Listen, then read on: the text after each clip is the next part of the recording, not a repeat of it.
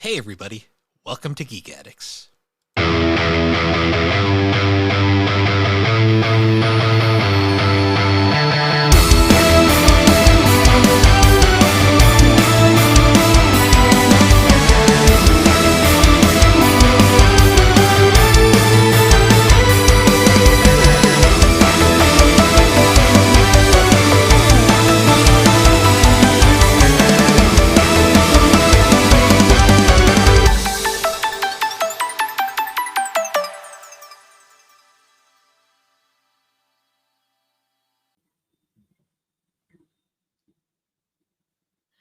Hello everybody and welcome back to Geek Addicts, the pop culture podcast where we dive down a well, end up in the feudal era, find some random dude stuck to a tree, and shit gets wacky from there.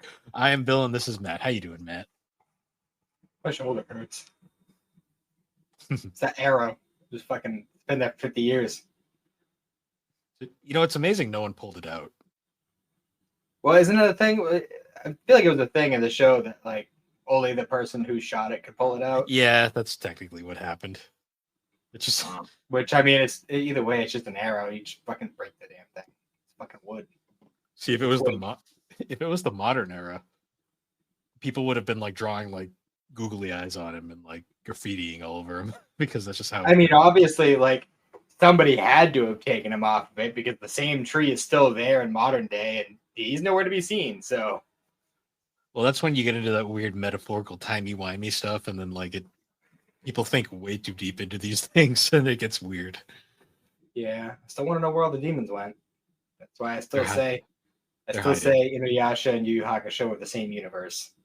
They're just hiding. Demon Realm. Yeah. Did you see that thing that came out recently that explained what happened to Launch?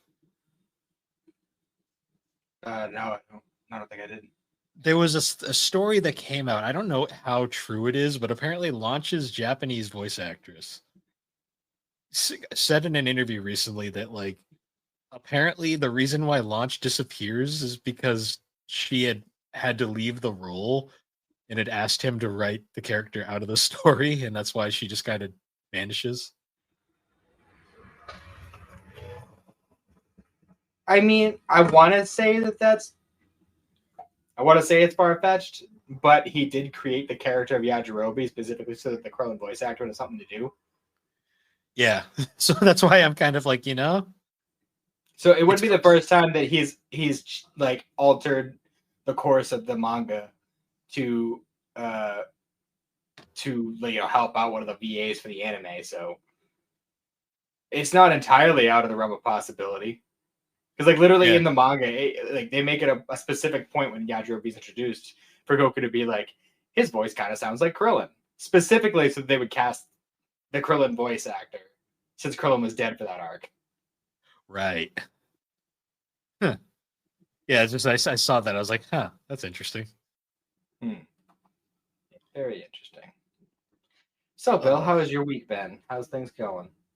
3DO hit 100 episodes this week. And at the time of this recording, it was the week before. But anyways, yeah, we did. We had our 100th episode.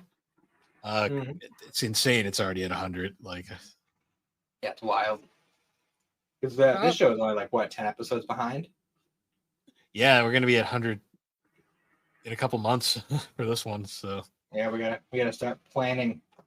I mean, we already know what we're gonna do. It's just a matter of figuring out the other people's roles in it and all that. Legit, the logistics of it. Exactly. I still think doing a watch party all together would be fun. Yeah, I gotta track that movie down because I don't actually own it physically. I've discovered.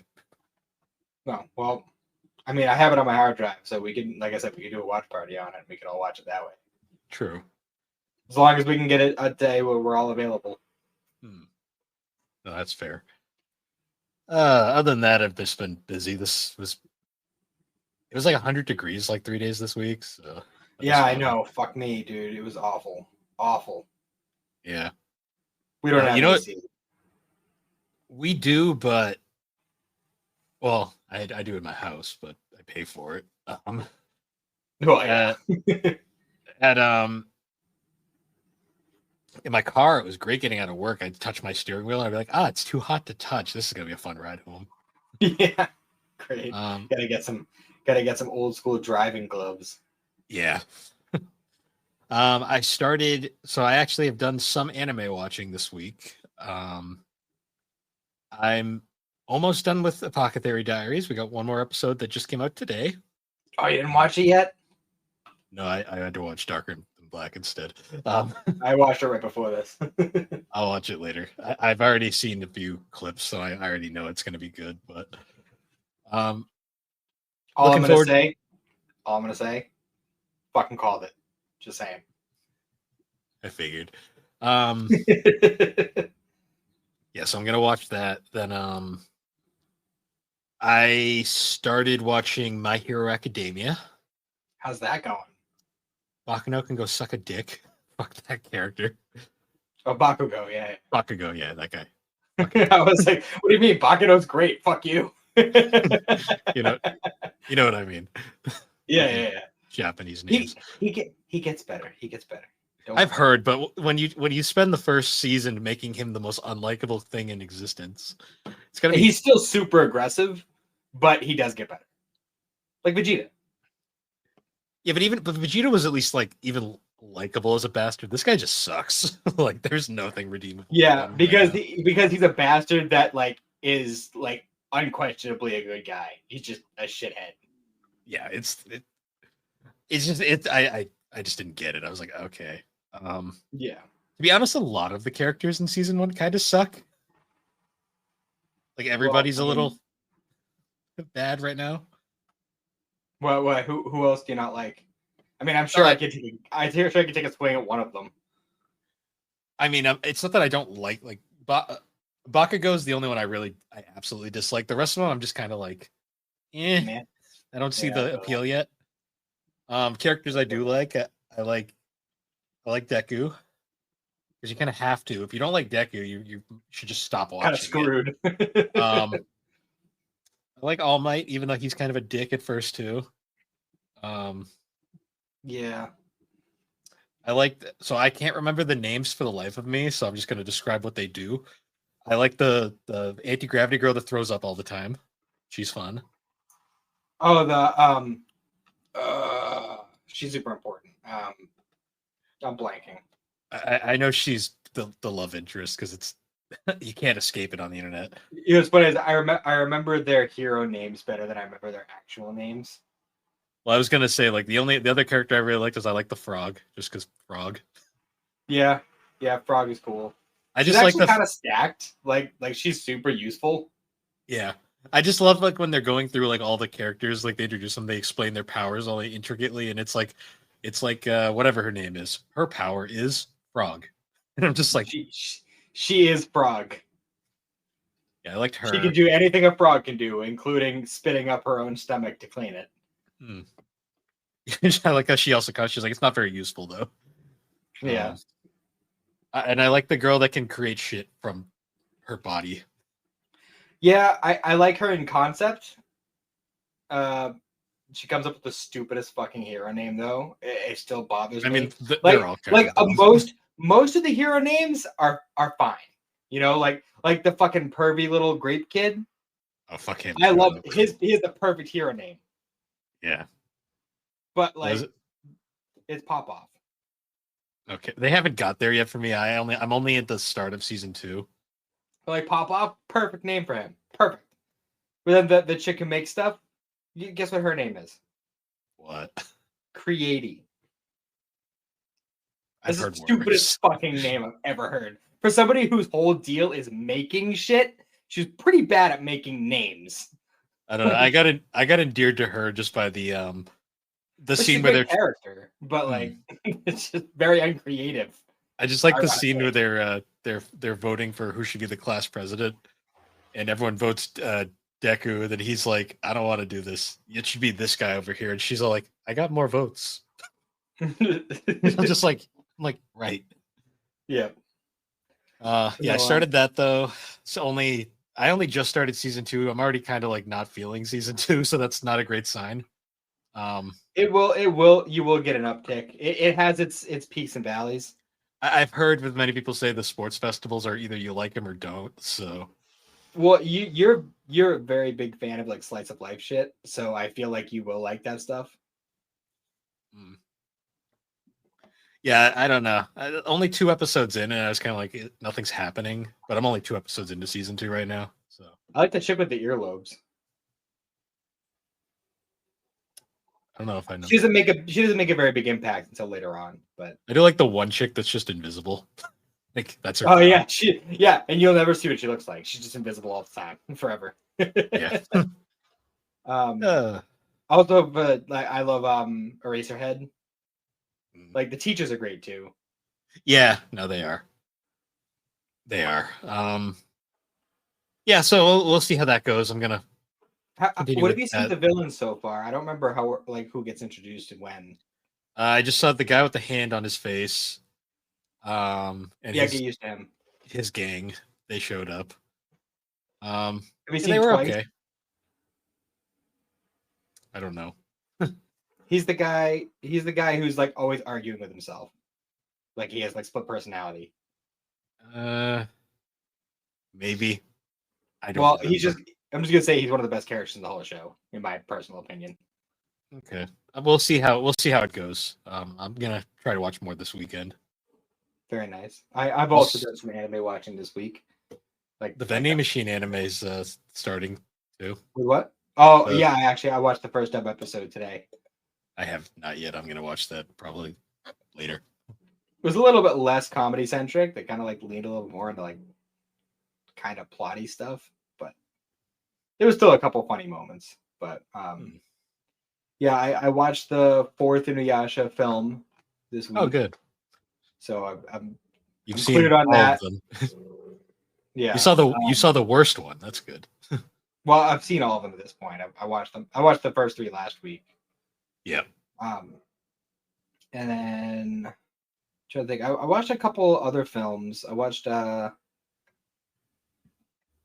was it? The Imaginary on Netflix. That was actually a really good movie.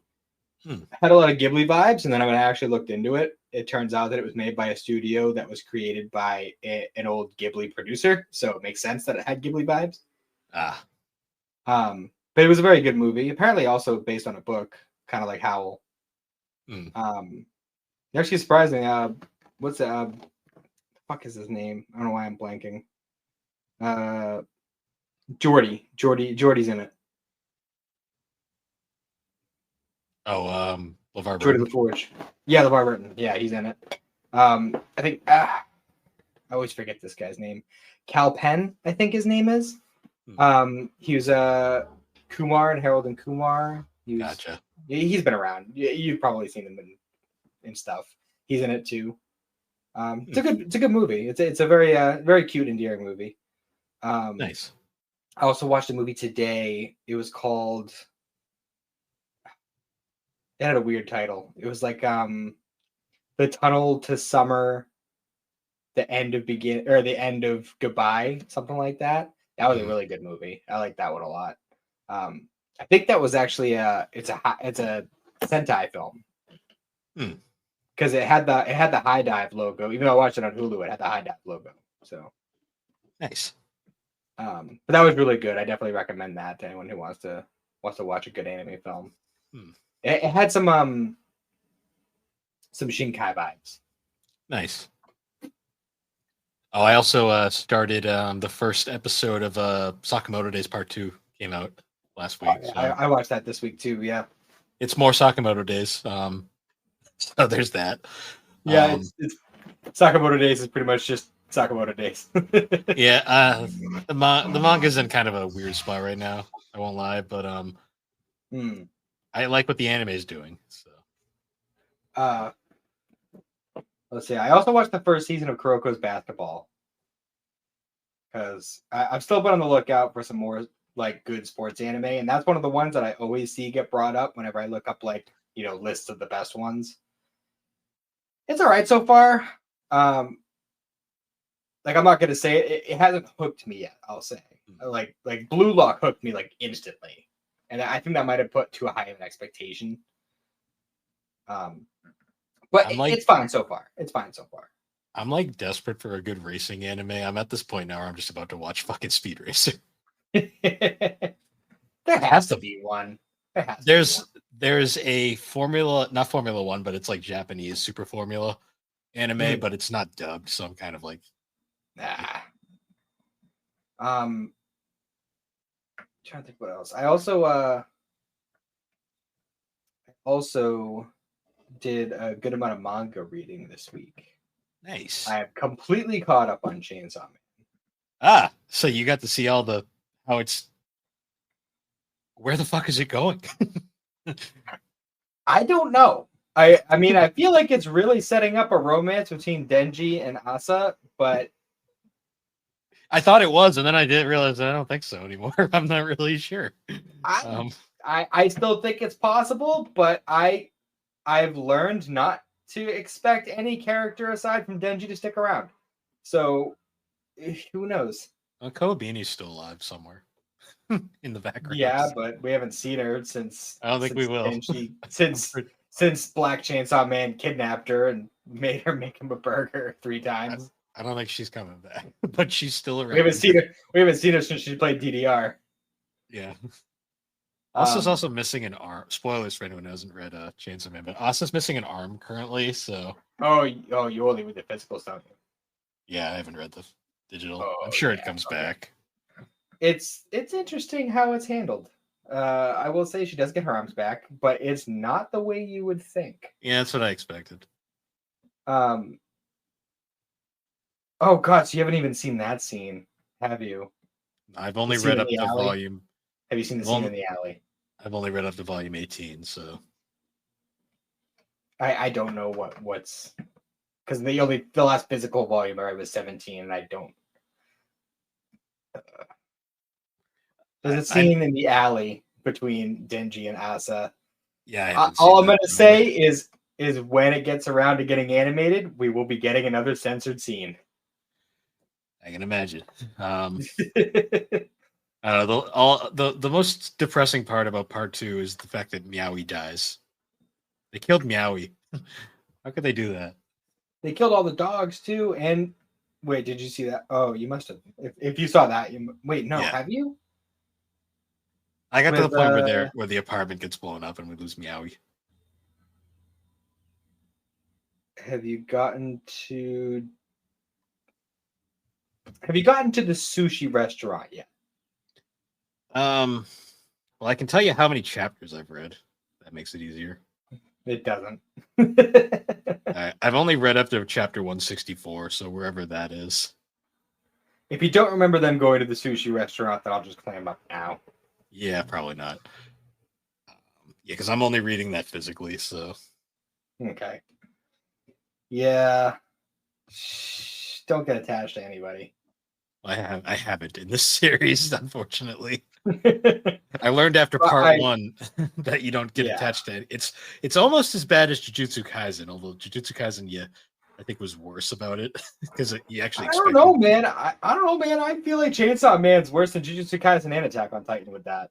Yeah, but Chainsaw Man really quickly, like considering how fast they start killing people off, I kind of realized like really quick that I'm like, yeah, no one's safe. I don't even think Denji's safe, to be perfectly honest. And like honestly, like everybody, like you included, made it seem like there was gonna be like a huge shift with like main character stuff. Well, for the first 3 volumes of part 2, Denji barely appears. It's like after that, but he's around though. Like I'm saying, like they definitely put a lot of like. It's not like the main character changed. It's more like a secondary main character was introduced, and they put the focus on her for a little bit just to kind of get you, used to her and connected to her as a character. But well, I mean, the first like couple volumes of part 2, Denji's like appearances are all relegated to like, oh yeah, that guy, yeah, he's still around, I guess. Yeah, I guess. I don't know. I'm just saying, like, I didn't feel like the big shift. Like, everyone made it seem like it was going to be like this huge shift, and like Denji's just like not going to be a thing. It's not so much Denji or would he's be just going to be doing things in the background, but like that's not how I felt. with it. It's not so much the shift there; it's more a shift in tone because like the series completely changes tone in part 2. In a lot of ways, yeah. And we see a lot of the same devils from part 1 pop up again. Yeah, Like the Bat Devil, the Eternity Devil, like all these devils, even the Gun Devil pops up again. Like, but it's like because of the fact that what we know about Denji now, it's like none of them are like threatening. They just kind of are there. I did like that one devil that was like the chef that had like that lady's head in its hands the whole time. that devil is. Do you even know what like that devil deal is? No, I just thought it was cool. That devil is one of the core fears. Ah, One of like the 5 core fears that are like fucking impossible to kill. oh, that's fun. Yeah. It's the falling devil. Nice. Yeah, all I can say about Chance Man is I have no fucking idea where it's going anymore. Yeah, I have no prediction or expectation, but all I know is I want to be there for it. I want to be there for the ride. So See, I'm Chainsaw Man went from I know where this is going to I don't know where this is going to where the fuck is this going to just huh? Like just what the fuck? it's not even we're not even at what the fuck. It's just straight up, huh? Like you don't even know how to process. I'm kind of at what the fuck at this point. I mean, I kind of lost what the fuck after all of part 1. Now my thoughts are always just kind of like, that's different. Yeah. Well, actually, no. After the quote unquote, I think the moment I just kind of like I flat out just went, I stopped caring and just started enjoying the ride was after the Asa Denji date where Asa becomes a dog for like 5 minutes. Yeah, that was pretty funny. That was pretty funny. Poor Asa, she's just kind of going through the ringer. Yeah, she just kind of gets the shit under the stick most of the time. Yeah. Oh my god, dude, the scene with the chicken at the beginning, I fucking lost it laughing. When she's like, oh, maybe this is all I've been missing is just companionship. Oh my god, the chicken devil remembered my name. Maybe it's not so bad after all. Trip fall. Oh no, I killed it and everyone hates me.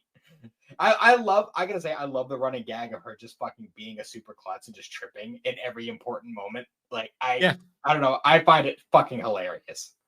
Yep. Yeah, I have no idea where that show's going. All I'm saying is I'm kind of upset that I'm caught up because I want more. Yeah, that's I am excited. Now I'm super pumped for the movie though because I'm ready for more Chainsaw Man. Oh, the Rise arc's going to be amazing. Yes. Also, looking forward to Shark Man.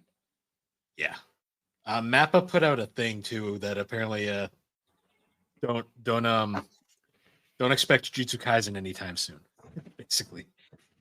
Yeah, well, I'm gonna be starting to read the manga soon anyway, so whatever. Yeah. Also, I finished reading Attack on Titan, so that's finally done. And I picked up Fruits Basket yesterday. Started reading that. Isn't the art very interesting? Isn't the art very interesting? Yeah, it's very different from what I expected. Well, first of all, she was real hard with the like stereotypical anime eyes in the beginning, and then it kind of like a little ways in starts to kind of even out a bit with that. There's a point in the middle of the series where like her art changes dramatically and it becomes more like the show towards the end. I kind of figured that was going to happen because I feel like with a lot of manga artists that will happen with like a long serialized. Well, she had a hand injury in the middle of writing it, and like after she healed, her style changed a bit, and that's kind of where it ended up. I will say like the reading it, I was really surprised with. I mean, obviously it's not an action show, so like there are no points where you're just flipping through pages. Like Chainsaw Man was incredibly bingeable. I read that. Oh, you can finish in like a week and a half, like the full like 200 something chapters. Yeah, then like solo leveling are very fast. Yeah, but Fruits Bat like usually like reading manga like on my breaks at work, I could get through at least a volume a day, at least on my breaks. I didn't even get through a whole volume yesterday. Well, you also got to remember too; those special editions are like a couple volumes. Well, that's what I'm saying. Like, I didn't even get through like one volume's worth of the first collector's edition. Like, I Ah, think I got like 150 pages total yesterday. Fruit Baskets is wordy. Like, I mean, Yeah, you can tell from the anime; it's a very plot-driven show, yeah, it's like Death Note in that way, but it's like twice the length. and somehow just as depressing at times. Yeah, yeah. Speaking of, we're gonna have to read some more of that soon. I'm gonna have to look and check the chapter numbers. See, the thing about Fruit Baskets that'll interest you is like you're gonna notice how samey it is because you'll notice how good that adaptation is basically for a while, Yeah, and then you get towards like where season 3 starts, and then you realize, oh yeah, this is where they started cutting shit. yeah. Well, I mean, I kind of assumed that because like I did like every now and then I'd like flip through some of the books as I was buying them. And I think it was like the second collector's edition. I already had the Kyo True form arc, and I'm like, that's really quick. Like, Oh yeah, that's why the original anime is considered so freaking short because like it literally ends there. hmm. um, I also grabbed a few more of the Soul Eaters, so I think one more of the Perfect Editions, and I'll have half the series. So Hmm. getting there. Those ones will probably take a little bit longer though, because they are a little bit more expensive than regular volumes, just because they're like the hardcovers and they're like 1.5 in ones. They're like weird ones like that. Nice. So I'll get there eventually. I am looking forward to reading that series once. It's also published by Square Enix too, which I thought was Yeah, interesting. Square publishes a Uh, lot of stuff. I guess I didn't realize until recently that Square Enix actually published manga. I always just assumed Square Enix was just a game thing. No, they're a bigger media conglomerate too. But either way, I don't know, I'm on a manga kick lately. I just want to read manga. I gotta get back into it. I think after I finish My Hero Academia, I'll do some reading again Hmm, for because sure. I'm really only reading like specific ongoings once they pop in. Like once the next Spy Family shows up, I'll read that. Next Chainsaw Man, like Sakamoto Days. I have certain ones I'm reading as they come in. Yeah, well, see, I'm buying the Spy Families as they come out, but I'm up to date on the chapters. Like I'm reading each chapter every couple weeks, so See, I'm I not like reading to the wait. physicals as I get them, but I I like am to keeping up with the chapters. Yeah, I like to wait for the books just because it gives me more of an incentive to actually read them. Fair, that's fair. Because I know if I don't, I won't read them, and then they'll sit on the shelf. Well, see, the thing is, eventually I will like. It'll probably be like a thing where like picking up with like reading week to week, and then when the series is done, I'll go back and read the whole thing front to back. Yeah, that's true, but like, who knows when that'll be for me if I ever do stuff like that. Yeah, like, that's kind of like that's pretty much what I was doing with like each arc of Dragon Ball Super. Like as soon as what I'd read it like month to month, and then once all the physicals came out and an arc was completed, I would read the arc over, like binge read it. Hmm, So fair. Also, new releases. Tomorrow, the dubs for My Dress Up Darling and Kaiju Number 8 start. okay, cool, cool. So Yeah, I was seeing the countdown for Kaiju number 8, and I wasn't sure if I was talking about the Japanese or the dub. So looks I'm like it's excited. going to be a simultaneous. Good, good. They also put the movie up, which is there, but it's literally just a recap, so that's whatever. Well, see, I watched like the first 10 minutes of it, and then I realized that the the day off thing was a separate thing. Yeah, the So day off is the only thing that's worth watching. yeah, so I stopped watching the recap movie and just watched that. Yeah. See, when we saw it in theaters, it was the Hoshina's day off was after the recap, so we had to watch it. But yeah, But speaking of anime, we should probably get into our new segment. We don't have a name for this one yet. um, I don't know. We'll come up with something. Yeah. Darker Than Black, our new anime watch along. We watched episodes 3 and 4. I think we used the rock music for this. So we'll do believe that so. again. It was fitting. Uh, What, I forget the title of these ones. uh, It was like a new star forms or something like that. yeah, it was. So right off the bat, like I noticed, like they did not a lot of plot threads from the previous episode were continued in this. Like these two episodes were very much surrounded by this the girl character that's throughout it. Yeah, well, it very much the same fashion as like say Cowboy Bebop. Like Mhm. like each story is pretty isolated. Like you can kind of watch them separate from each other. Mhm. But there will be like an overarching story going on in the background, like in Cowboy Bebop. We'll see that a little bit more with the next couple episodes. But Yeah. yeah, this is another one of those kind of like one-off stories. A new star shines in the dawn sky. That's a name. That's a name for like an album. Kind of. Well, I mean, it kind of fits with the whole like how each like next episode preview was like a poem instead of just being like, oh, next time on blah blah blah, you know. Mm. Which works. I feel like it fits with the vibe of the show. Yeah. So right off the bat, we get our first kind of look at what's behind the gate, and it's kind of just more city, but it's very foggy. But it's and it's Resident Evil all of a sudden. yeah, well, Not Resident Evil, Silent Hill. We see this one guy, and he's got like the full like quarantine suit, just kind of like stumbling around. There's like blood all over it, all over his suit, and he's just kind of like freaking out. And he falls down in front of a glowing flower, and then it explodes seeds, and then we cut to the opening theme. And that's kind of like all we really get from the gate this time around. Mm. So I mean, we're still kind of like in the dark about what's going on with the gate and what its role in all of this is. But we got our first kind of little taste of like what is going on with it. Mm. So I just want to like point out like his neighbor there, Hayes' neighbor. I feel like it's the second instance of him just being like kind of weird. Like he just opens the window and just kind of like Hayes says hi to him, and he just kind of like slinks back into his apartment. Yeah, I noticed that. I also noticed like he says hi to a bunch of people, and they're all kind of just like, yeah, whatever. I'm like, oh, it's real life. Yeah, pretty much. When does this take place? Are we sure this is in 2020?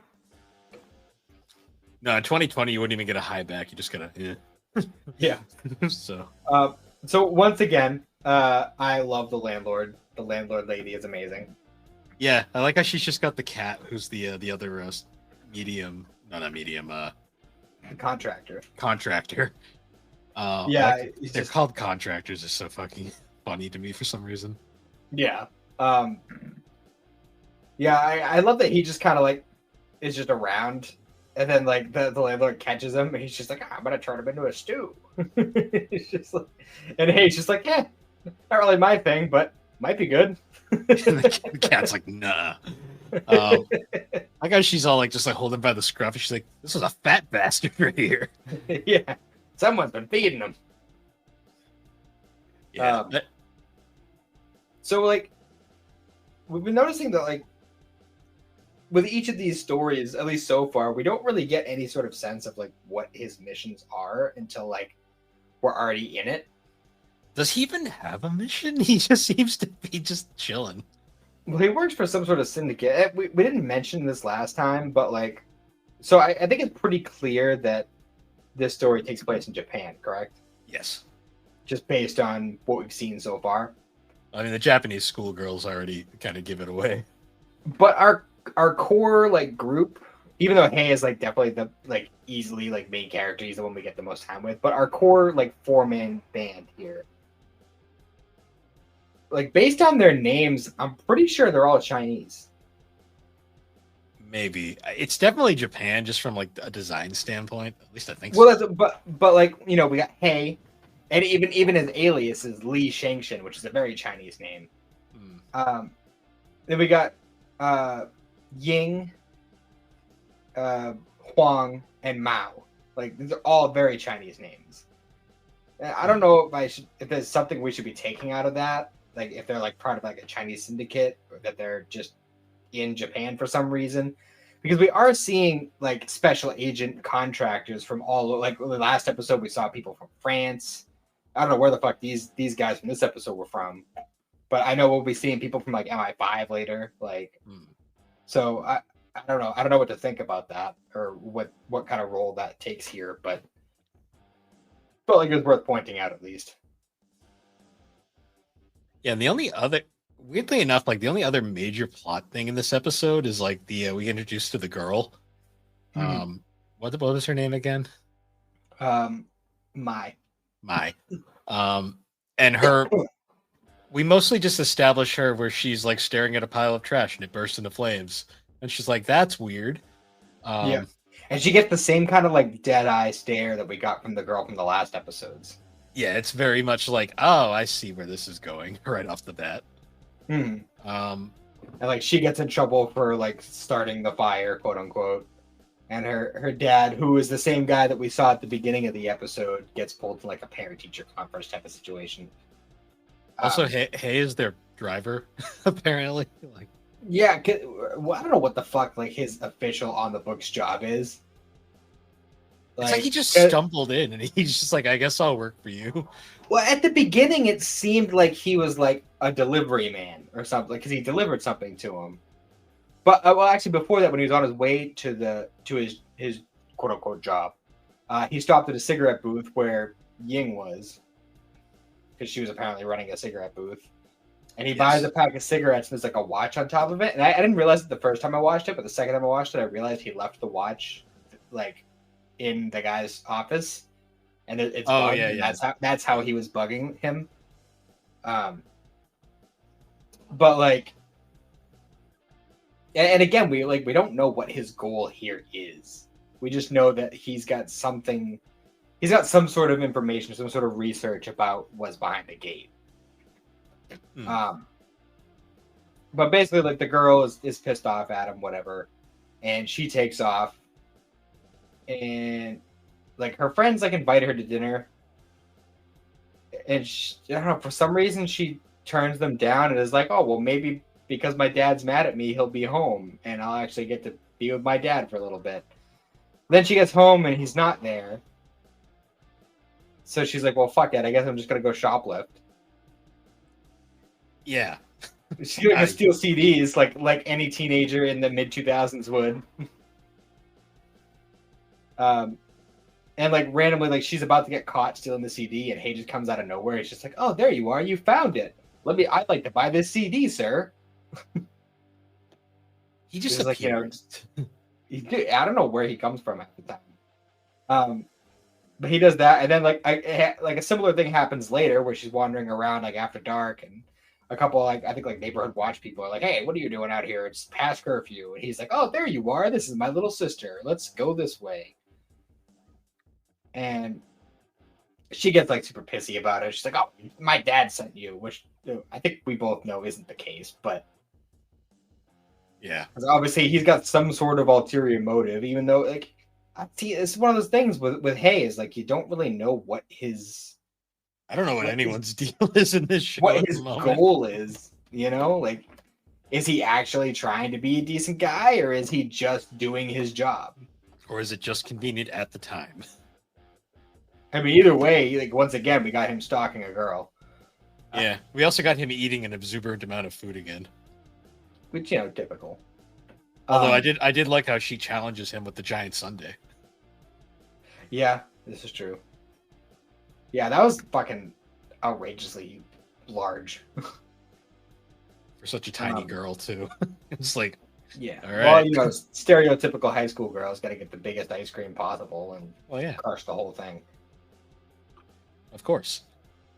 And then there was he took her to like the theme park, because it was like a whole thing where like she didn't want to go home because she'd be alone. Her dad's never there, so he's like, "All right, well, fuck it. I guess we're hanging out until daylight."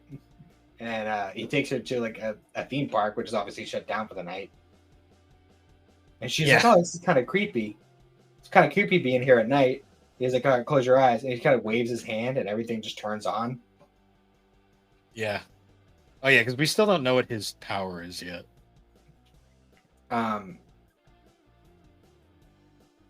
So yeah, he like waves his hand and everything turns on. And like she's like, oh wow, that's cool. And like instantly the security guard's like, what the fuck? And he starts chasing them out of there. Yeah.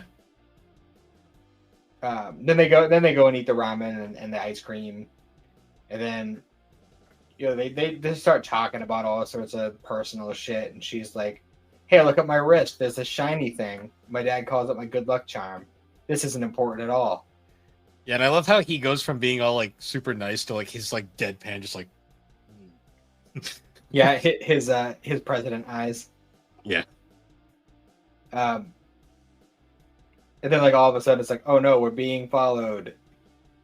Like I'm gonna jump these guys real quick and tell you. He's just like, run down this alley, and she's like, what? Yeah.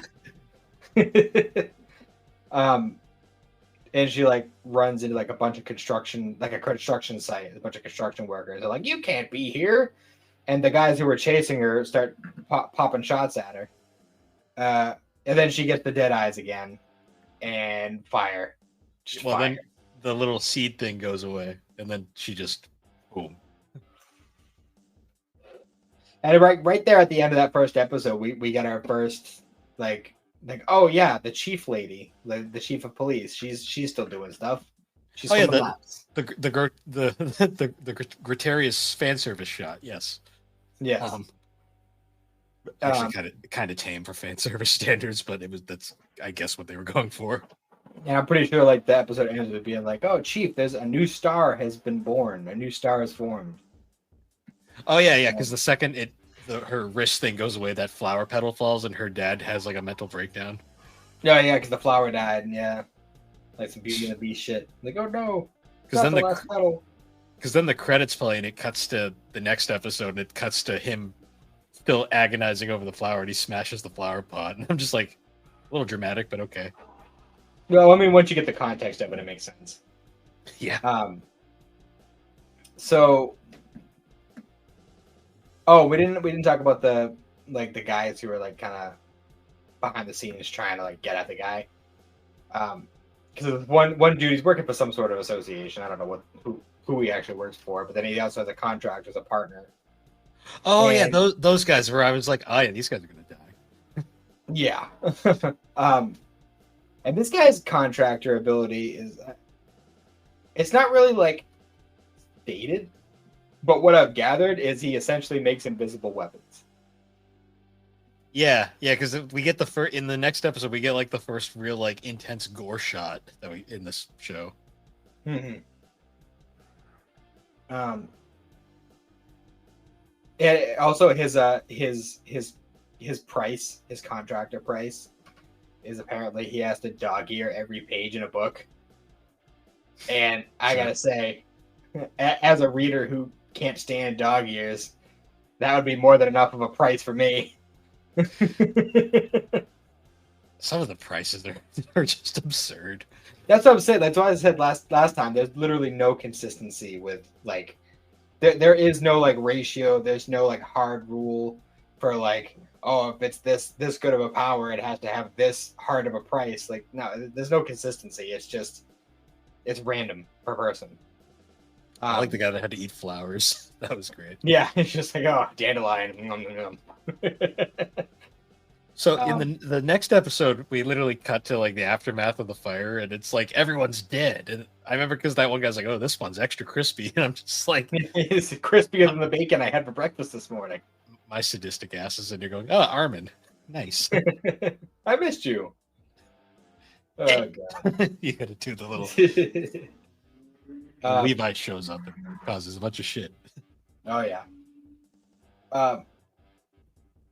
So yeah, they're like, oh, a star was born, blah blah blah. The chief, like, they go to like this, like, what the fuck is it called? Like an astronomy tower kind of thing. Yeah. And there's this old dude with like this big ass hat. and I think he's supposed to be like a doll type medium type of person.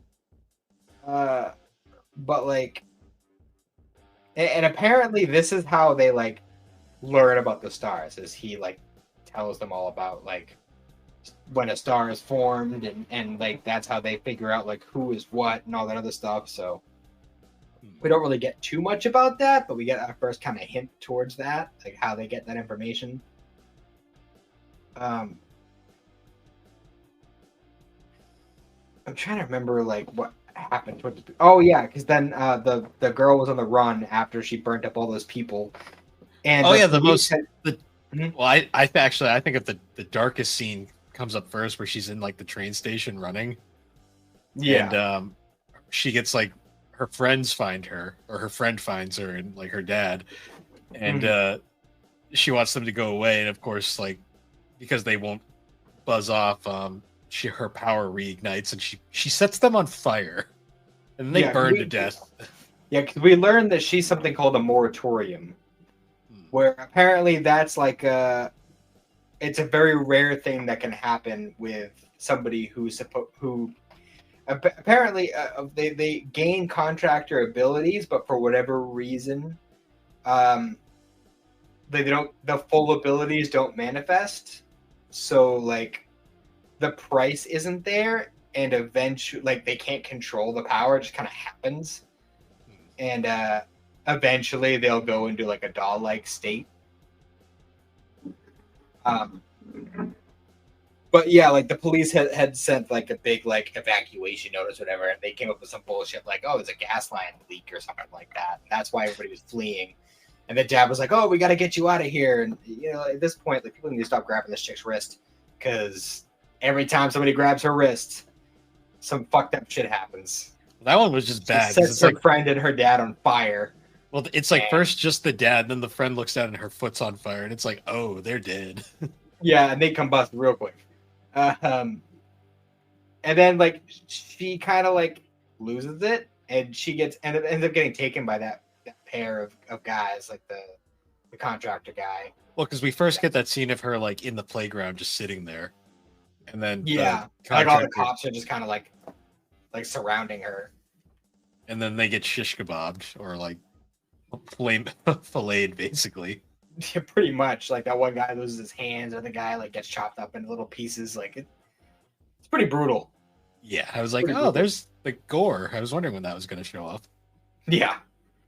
And then, so yeah, she gets taken with them, and then they call up her dad, and they're like, oh, blah blah blah. You know, we got your daughter. You better give us come work with us, and give us all your stuff, or bad things will happen.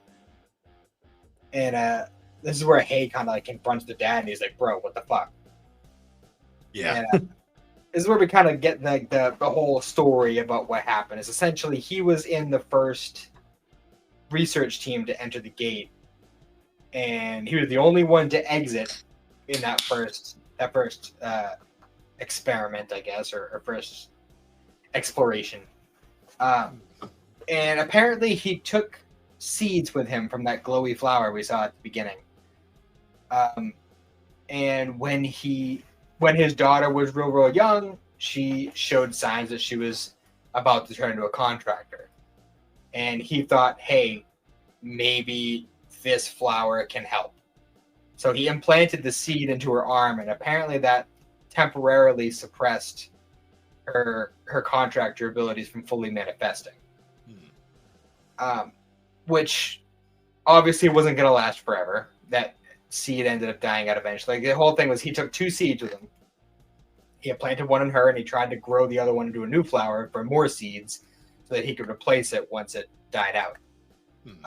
And which is why he was so mad when the flower died, because he was never able to get more seeds from it. So at that point, he thinks, okay, she's a lost cause. She's a moratorium. So when he goes to get her, and he just kind of throws the dead flower on the ground, he goes, there's my research. He's just like, the guy's just like, what the fuck? Like, also, we had another appearance of Hay's mask, which gets destroyed in like 3 seconds. Yeah, it doesn't last long. Honestly, it happened so quick that I didn't even realize. Like, it's just like, it felt like he's fighting and he's got the mask on. It cuts away and then it cuts back and he doesn't have the mask. Like, I didn't even see it happen. it gets like cut out the whole time. I'm sitting here. I'm like, why does he even bother with the mask? You know, these guys are gonna die, so it's not like the secret's gonna get out. Yeah, well, I mean, you never know. People might get away. You know. Yeah. They also do that. I'm assuming this is going to become a running thing where they underestimate Hay, don't pay attention, then he fucking murders them. Pretty much. Yeah. Pretty much. Okay. Yeah, he's real good at what he does. I'm just like sitting here, like the whole time, like the guy's like shit talking. I'm like, you're gonna die, dude. Like, yeah, I already know where this is going. And also like the daughter is like completely like catatonic. Well, not catatonic. She's like regressed. Like she's like a 5-year-old again, and she's like drawing like a stick figure of her dad on the ground, and like she's like fucked up. And then she's been through a lot. Yeah. So her dad shows up and he's like, "Oh, I love you. Like, you know, everything I did was for you and this and that." And he pulls out like the most fucking hardcore fucking knife he could have chosen. Yeah, I saw that scene. I was like, "Oh, are you kidding me?" Like, I was like, okay. Bro, like, what do you do with that thing? Like, he could have done a way more efficient, like, you know, humane. Like, that's way better knife you could have chosen for that. Like, that shit's gonna pull out some gristle. He's gonna make it count. But no, he gets filleted after that, and then Hay does his thing, and then the girl burns everyone to death. Yep. And then it turns out, hey, she has, now that the seed is dead and she's just using her power, she is officially a contractor. She's no longer a moratorium. Because she even got the little red glowy eyes like all the other contractors. And her price is she has to sing.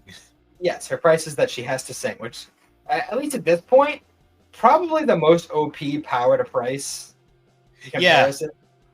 It'd be funny if she was a horrible singer. Like, that would be the best. Yeah. And then, like, what Huang is just kind of like, come with me. We're going to take you. I assume, because, like, at the end, we see the chief lady, and she's like, all right, the new star that was formed, this and that. Like, the star hasn't fallen yet, so we know this person's out there somewhere. But, like, we don't know exactly what happened to her, but I assume she got absorbed into whatever syndicate they're a part of. I just like that line where she's like, where are you going to take me? And he's like, to heaven. Eventually. You'll get there eventually. But, yeah, that's kind of how it ends. Like, this was a very, like, straightforward two-parter. Yeah, I feel like they were trying to do like more of like the mystery type stuff from the last episode, but they put a lot of focus on her as a character, as opposed, because the last one was they spent a lot of time with setup for like the series in the last couple episodes. Here they actually had the time to really focus on the characters themselves. Yeah, you forget Hay's there until he shows up randomly, and you're like, "All right." And that will happen, like, because a lot of times you'll notice as you go through the show, whatever character of the week essentially will get the majority of the focus, and sometimes we won't even see Hay for like a good bit into the first episode.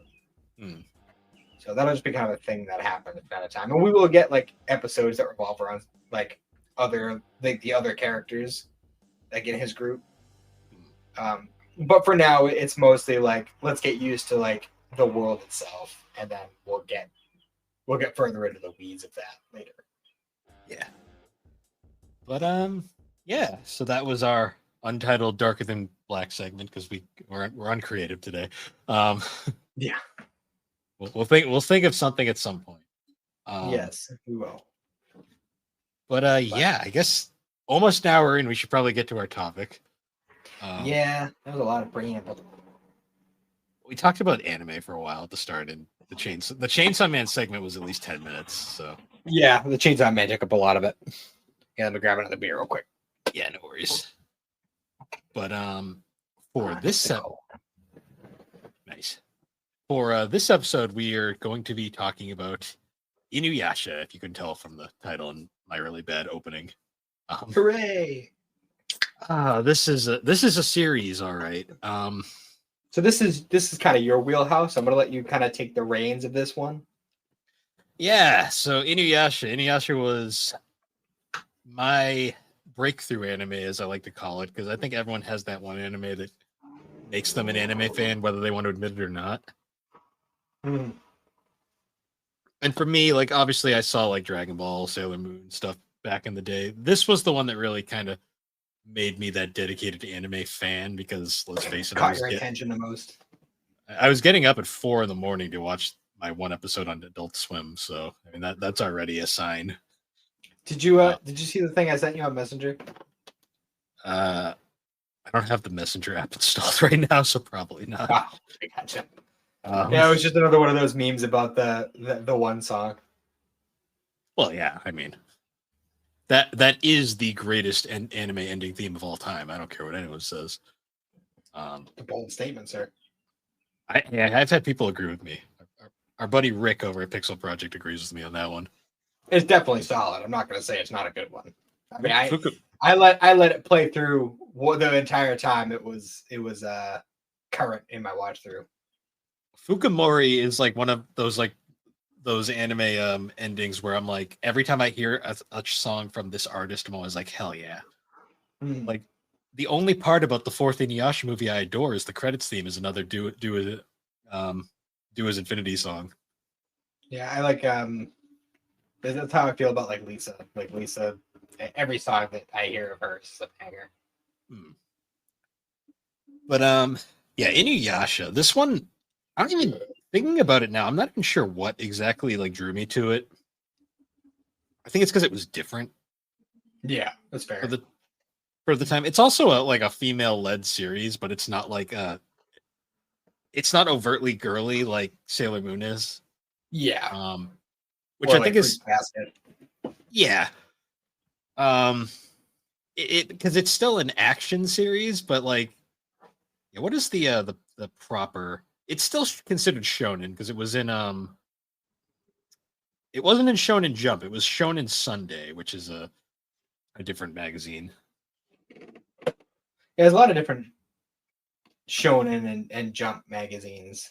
No, there's a few here and there, but obviously Inuyasha was originally a manga written and drawn by Rumiko Takahashi, my favorite mangaka there is. I love her art. Published from 1996 to 2008 for 56 volumes, easily the longest series I've read and own. Wow. Yeah, and it later got an anime adaptation by Sunrise, which aired from 2000 to 2004 before going on hiatus due to running out of manga, which is what we're primarily going to be talking about today. Although there was a later 26 episode second anime called The Final Act, which finished the story. How much of time was there between the end of the original anime and the final? So the original anime's run ended in 2004. The Final Act premiered in 2009. Okay, so that's not that bad. 5-year difference. Yeah, it was a 5-year break, enough for a couple of voice actors to retire and animation to change pretty significantly. I mean, even throughout the series, I was noticing a lot of differences in animation. Inuyasha was kind of similar to Naruto, where it was in that period where like it actually endured the shift from analog to digital. Because you can tell halfway through Inuyasha, like you notice really quick when it becomes digital. This is also an anime famously dubbed by the Ocean Cast. Yes. Which I'm not gonna lie, towards the beginning was a little rough. Yeah, I mean they're finding their footing to a degree. But I mean that's kind of consistent with all anime at that time. Almost every anime that came out in like the 90s and early 2000s had a rough start and then kind of leveled out later on. Yeah.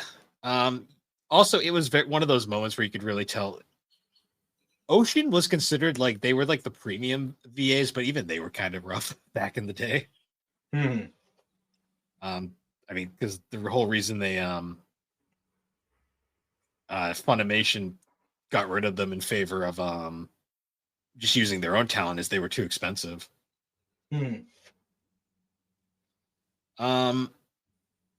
Yeah, this series is also like sorta. It has an overarching plot, but it also kind of has that monster of the week kind of vibe to it as well at times. Well, I mean, I feel like it in the beginning, like the first like 50 or so episodes, it stays with the plot pretty consistently. And like, yeah, it does kind of still have a little bit of Monster of the Week feel to it, just because of like, oh, like this guy's got a jewel shard, and this guy's got a jewel shard. And then like I feel like right around the time where Kikyo gives like the big like jewel chunk to Naraku is about the point where like we start getting into like the real heavy Monster of the Week shit. When she gives him that chunk of the fucking jewel shard, I was like, "Are you fucking kidding me?" Yeah, like are you fucking stupid? And then later on she's like, don't worry, Inuyasha. I'm gonna kill Naraku. It's like, bitch, we wouldn't be in this predicament if it wasn't for you. Yeah. Well, her logic makes sense more in the manga, where the reason why she's doing that is because she believes it'll actually be easier to destroy it if it's all together. I mean, I'm just saying, Inuyasha and Kagome were already collecting it, and they are the ones who collected that giant ass fucking thing. Like they were doing pretty good. You just gave them more power. Yeah. I don't know. Kiku is very. She's a very divisive character. Um, she's much better handled in the manga than she is in the anime. In the anime, they really play up the love triangle, and it's like it's unnecessary. It gets a little old after a while because like Kagome keeps going through this whole fucking cycle of, oh no, Kikyo, he's gonna go and he's gonna comfort her and be there for her and he's gonna go and save her life. And then she's mad at him for a while, and then she says, no, it's okay, Inuyasha, I understand. It's totally fine. I get it. And then the next time it happens, she goes back to, oh, Kikyo, you bitch, I hate you. But I'm still gonna save your life. Sit. Sit. Yeah, sit. Sit. But the best Sit. the best moment in the series for me, it's still my absolute favorite Kagome, like angry Kagome moment, is like it's right after like he does that weird like thing where he basically he flat out tells Kagome he's not gonna give up on Kikyo, and she's basically like she accepts it, but she wants to be left the fuck alone. Yep. And he will not leave her alone. Mm. And she just does that like she just like snaps. She's like, why can't you tell I want to be left alone? And then she just fucking sits him into oblivion.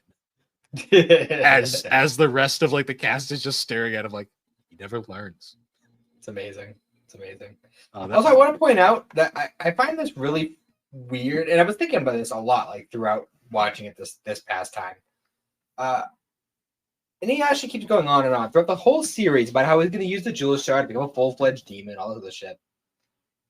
But at no point is he like, yo, you know what would make this battle a lot easier? Is if I used these Jewel Shards. And it's literally not until the two-parter that ends the original series that he's actually like, all right, I'm going to use a Jewel Shard.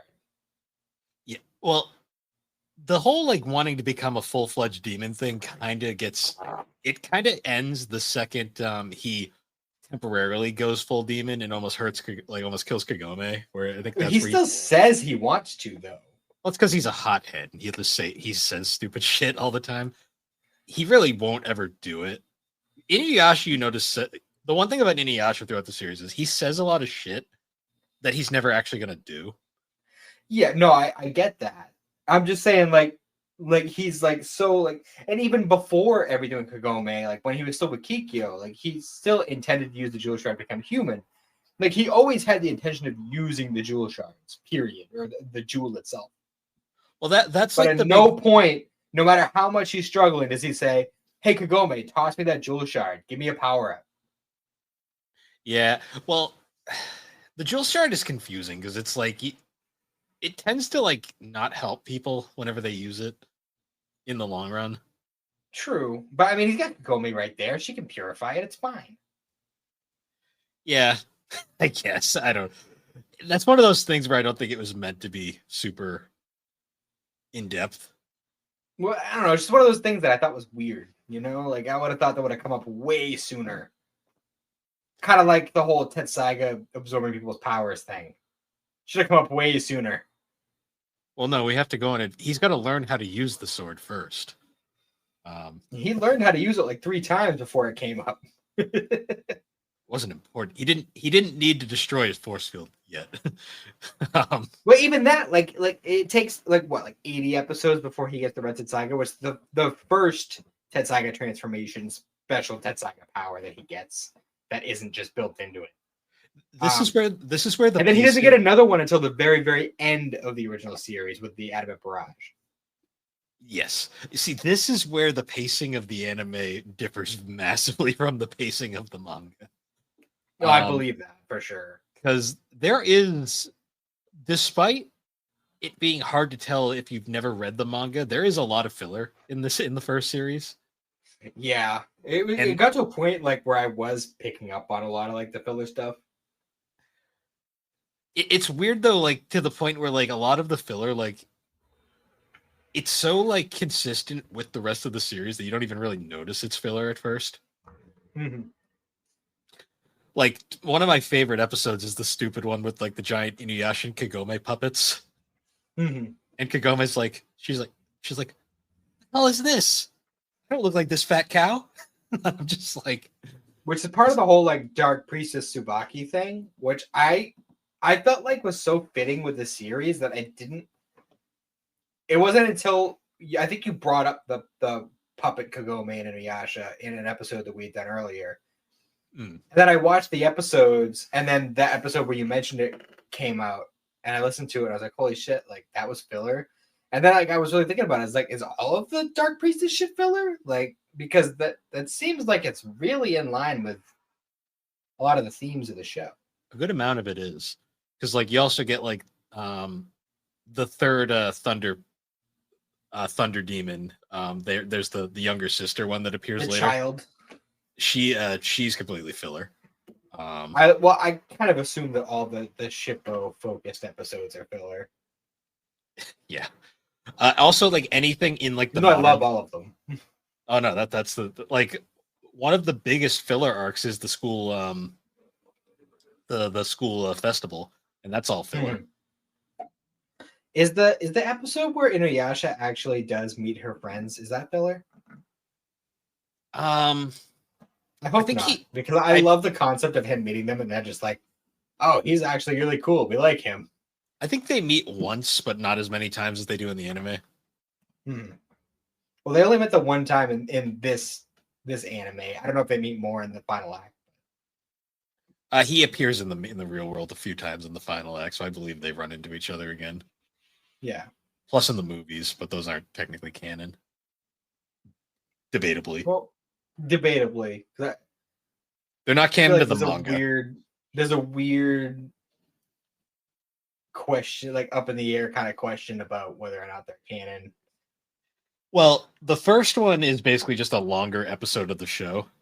The second and third ones are both really good, even though the second one literally ends with like the classic, like, none of that happened because we're going to reset the status quo. Yep. And remember how you killed Naraku at the beginning of the movie? Nope, he's back. No, he's just hiding in Kohaku's neck. He's fine.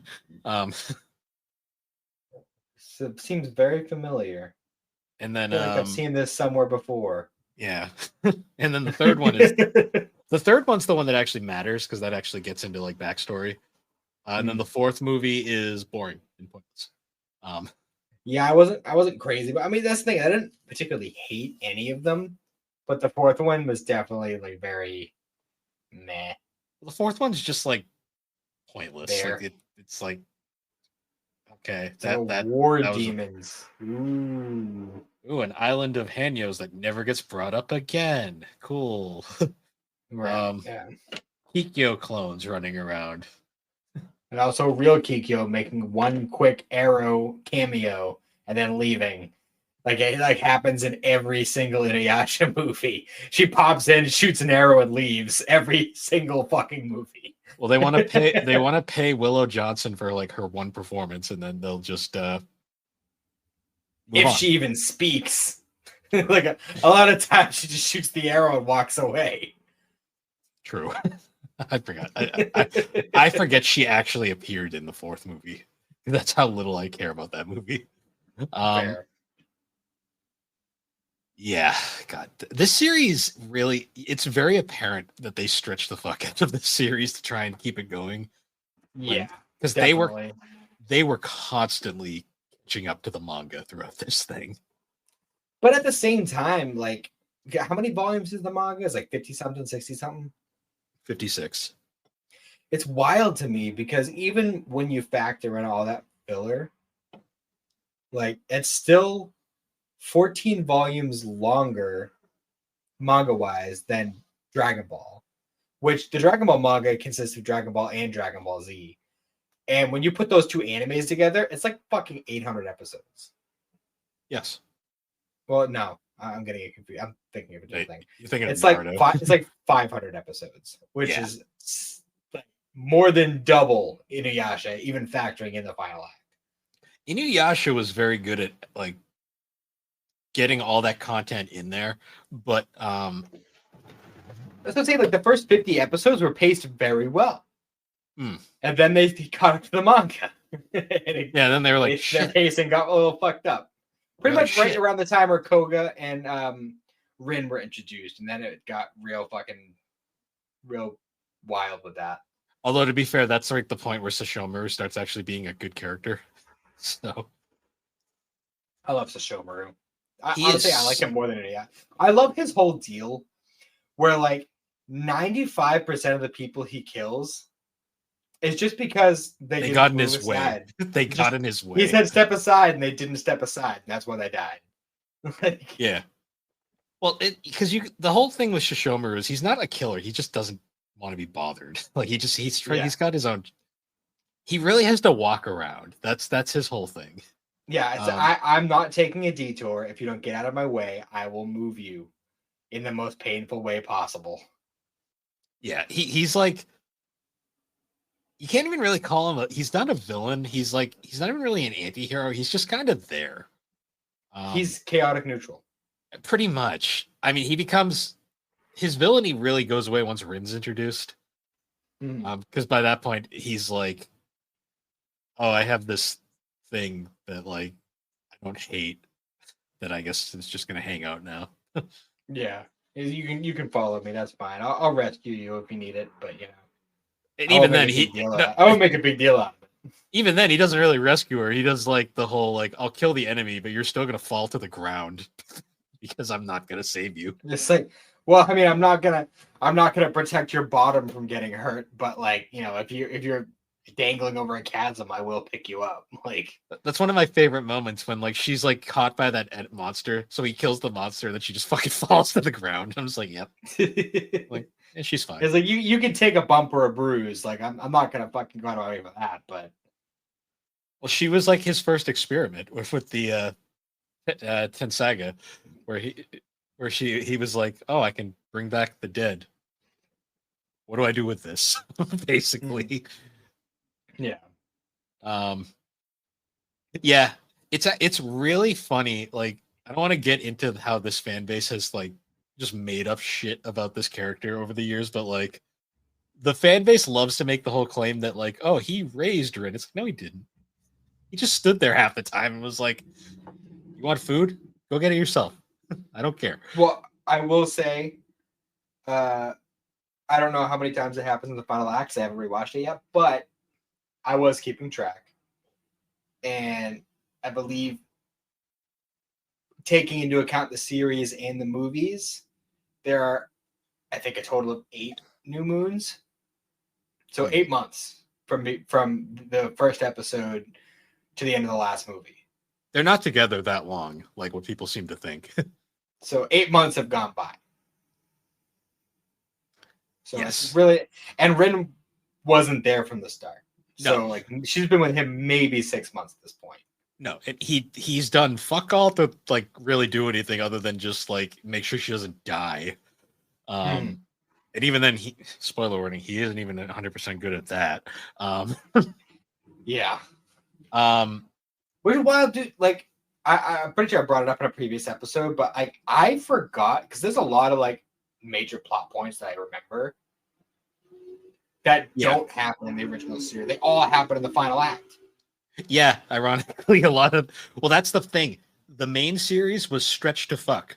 The final act, they shoved like so much shit into 26 Yeah. episodes. Well, that's one of the biggest reasons why I was like, yo, we got to have the original Inuyasha as its own episode and do a final act episode because there's a lot of shit in the final act.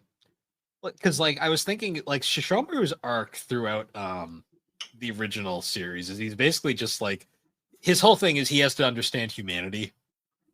Yeah. Because that was That's what why his he father. got the Tenseiga. Yeah, because his father is essentially the Inuyasha and Susomu's father is a weird character. We don't learn anything about him until the third movie. And even then, that's pretty thin. Ironically, you learn more in Yashahime than anything, which is interesting. But that is interesting. He was basically testing. He wanted both of them. He gave them both the swords for different reasons. Obviously, he gave Inuyasha the main one because he needed a way to protect himself, and he needed Shishomaru to learn to understand humanity. Mm-hmm. And of course, it made Shishomaru bitter and emo about it because, of course, he was. Yeah, until he got a different sword made. Oh yeah, his sword of evil. Yep. Tokujin, I think his name is. Tokujin, yeah. Basically, just a big evil sword. With Dogman using the technique called Dragon Strike, which makes total sense. Mm-hmm. Yes. Because, yeah, fuck it. A dog uses a dragon move. Makes sense. Also, I love like he never turns into the dog form because he realized after the first appearance that was a bad idea. Yeah, well, it's kind of like Hiei in his eye form. He's just like, hey, maybe covering myself in eyes is a bad idea. Yeah. Well, the one time Shishomaru uses the dog form, he gets his arm cut off, and then he doesn't have an arm for like the rest of the series until the end. So yeah, except for when he occasionally just picks up a random arm, it's like, hey, this will work. Oh yeah, because there's like the classic scene where he's like, I'm just gonna keep whacking in the Tenseiga until it breaks. Yep. So I want to ask you because I want to see if you. Oops. I want to ask you just to see if you come up with the same answer as me. Who's the best character in Inuyasha?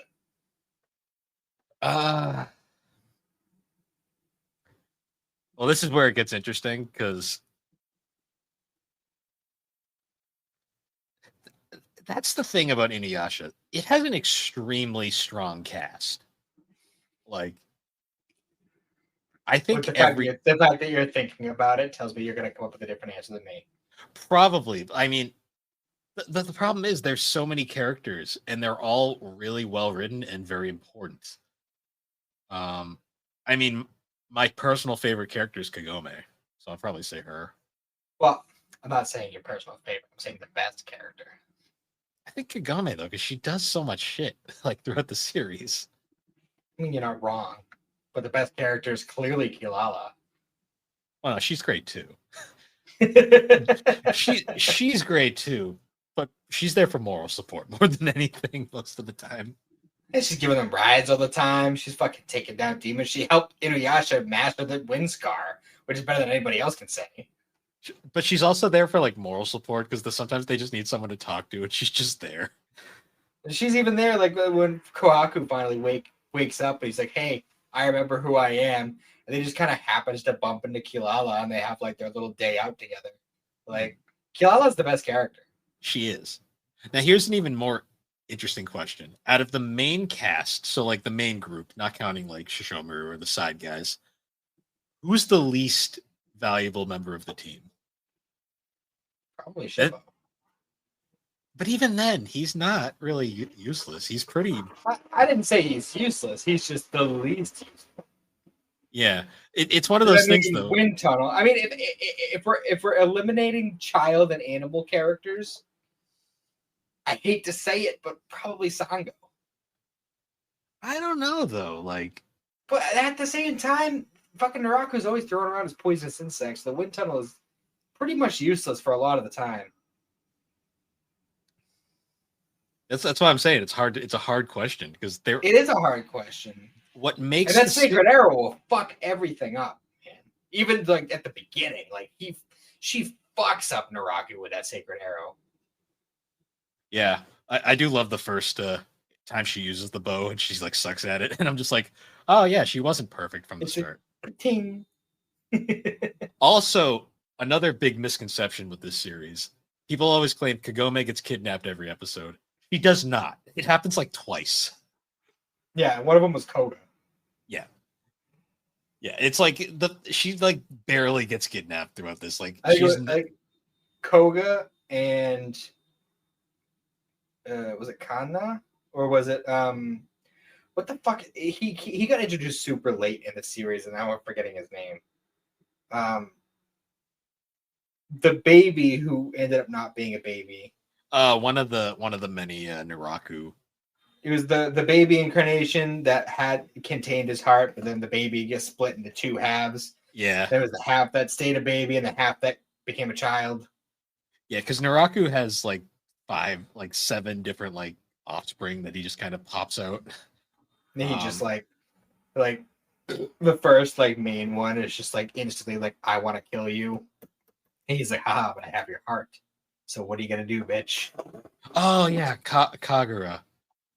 That's another character that the fan base is like. Kagura is such a weird character to me because like the fan base is obsessed with her, and I've never really seen it. It's because she shows the most skin. I guess. I don't know. People like to ship her and Sashomaru like they had this deep connection, and I'm always sitting like, where? Well, Point she out. definitely has a boner for Sashomaru. Yeah, but he doesn't give a fuck about her. That's but what I'm he saying. Definitely That's has a what boner for him. people claim that that's like the only character he cared about. I'm like, when? When did he give a shit? Well, obviously, we know the character he ends up impregnating, so that. But not even getting into that. We'll get into that when we get to Yashahime. We'll get there when we get there. That's a book. That is a book to unpack. It's pretty obvious if you think about it. But anyways, well, I mean, I assumed it as soon as I heard that he had kids. That's what I assumed. But well, anyway. my immediately response to most people who thought it was Kagura was like, I'm like, bitch, that bitch died. Like she's dead. And also, he's not gonna fuck anybody who smells like Naraku. Just saying. Yeah, that too. Like, I love Inuyasha, but its fan base infuriates the fuck out of me sometimes. He's a dog. Like smell is a big thing. Like yeah. I mean, Inuyasha. I mean, obviously, like Kagome is her own character, but she's a reincarnation of Kikyo, and they have very similar scents. And I'm just gonna say that's probably a big factor for Inuyasha. Yeah. Inuyasha is also just kind of dumb, like a lot of the time. True. This is true. Like one of my favorite lines is like whenever like he wants to be like a dick for no reason, he's like, you're not a woman. You're just my fancy jewel detector." And then he gets fucking impaled into the earth. And everyone just goes, he deserved it. Yeah. Yeah. Oh, quick sidebar. Totally separate conversation just because I randomly remembered it. So, you know, I mentioned I finished reading Attack on Titan. Mm-hmm. So as I was going through like the very, very end bit, and they were doing like the time skippy stuff at the end, I'm fairly certain, like, because we only saw like the back view, but pretty sure Jean and Mikasa did end up together and had a baby. And I'm just gonna go ahead and say, horse fates or not, apparently he'll never stop being Aaron Standen. Yeah. And I find that funny. The only reason I thought of that was because like Kagome is essentially Kikyo stand-in here, but she is, but they're not the same character. That's like the big, not even close. Not even close. That is like she's a reincarnation, but she is her own person. Like no, for sure. But they have the same soul, literally. They do. So, and in the manga, they look very similar. Anime, not so much. Yeah. Yeah, I was gonna say. I mean, it makes sense that they would do that just to kind of, you know, make them easier to tell apart, especially in the rare scenes where Kagome is actually wearing the priestess outfit, which does happen occasionally. Yeah, and in Yashahime, it's her entire time on the show. Yeah. Also, Yeah. I was gonna say, I don't know if it's different in the manga or in the Japanese version, but Iron Reaver Soul Stealer is the stupidest fucking attack name for just what essentially it amounts to a scratch.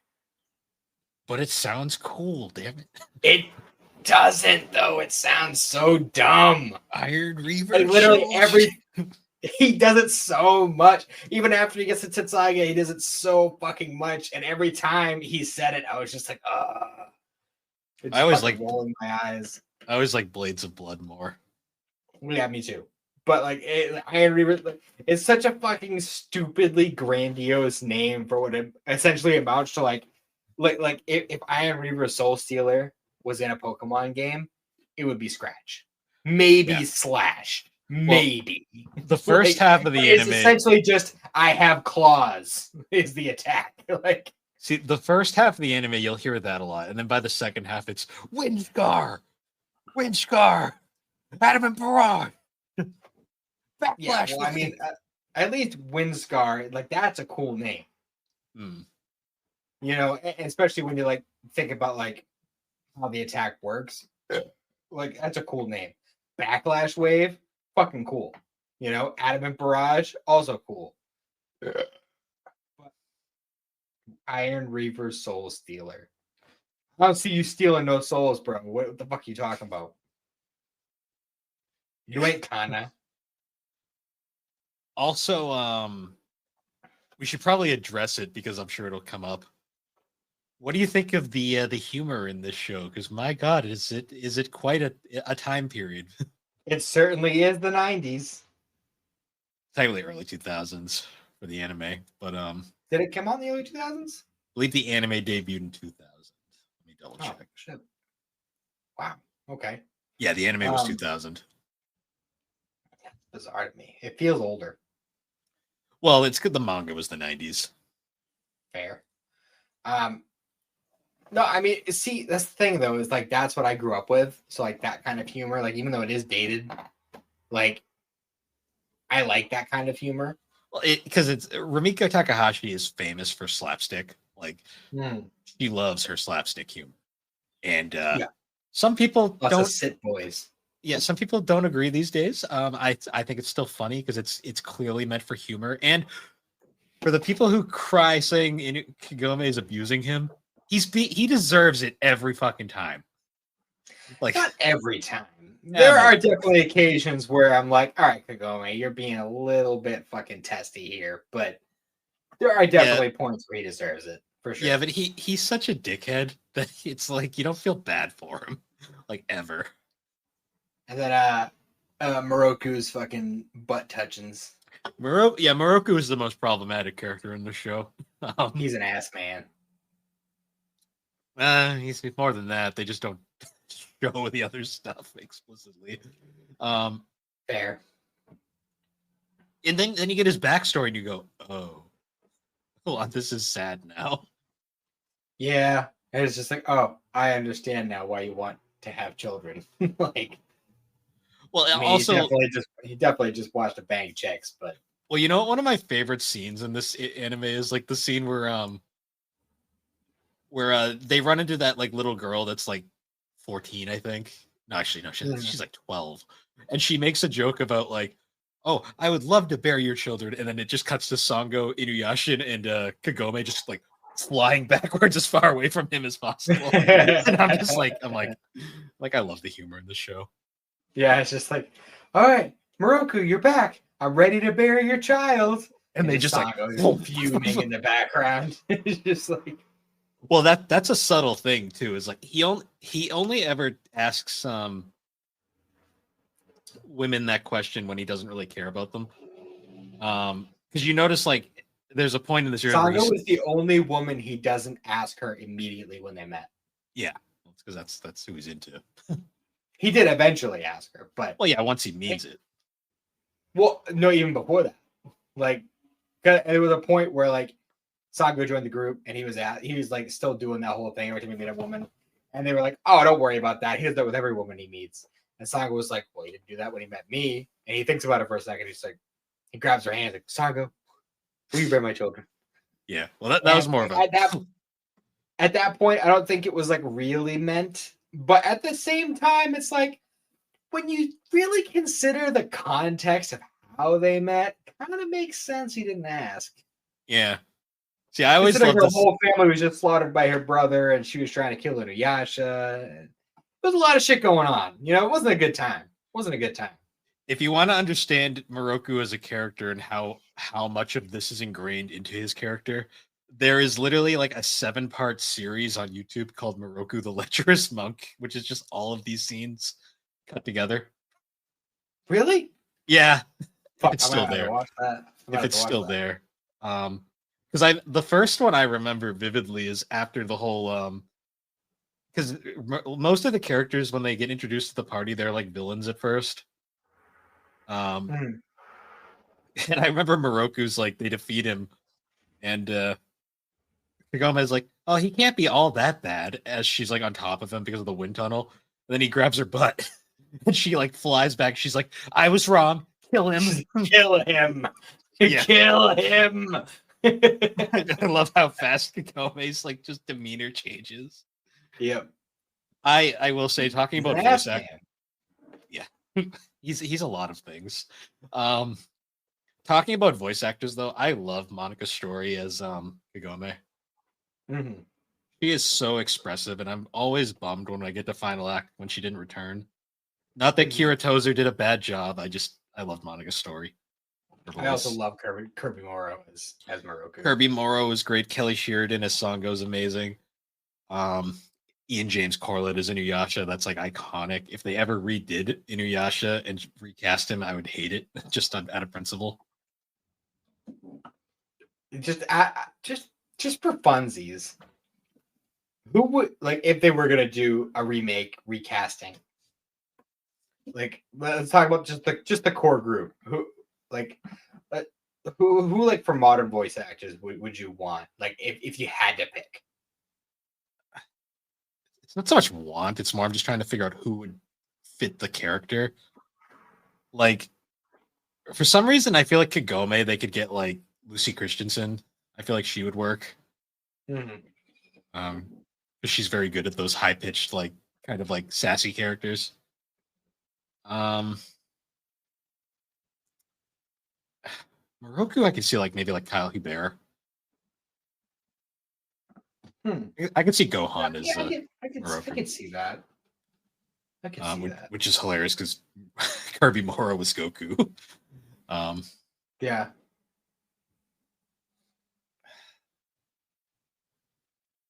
Inuyasha's the hardest one. I don't know who they could get to do Inuyasha. Mm, yeah, it's a tough one. It's a tough one. It's just that voice is so iconic. Like he's just got that like That'd be somebody scratch. with like a kind of gravelly voice. It's like a scratch that like just kind of like digs itself into your brain like for forever to the point where like you just can't you can't really get rid of it. Well, let's be real. Like, if they were going to go in a completely different direction, I could easily see them picking like I'm sorry, Danny and Bosch. not Ian James Corlett, Richard Ian Cox. Ian James Corlett is who they got to replace Kirby Morrow as Moroku. Right, right. And No, he doesn't sound anything like Kirby Morrow, but that's fine. I mean, they were both Goku, so whatever. Also, like one of the best voice actors in this entire thing is Sesshomaru as David K. David K. Sesshomaru. Yeah, yeah, for sure. Who replaced him in Final Act? Michael Dangerfield, I think, who does a really good job as well. You have to remind me, like, what other are there any notable roles that he's done that I would know?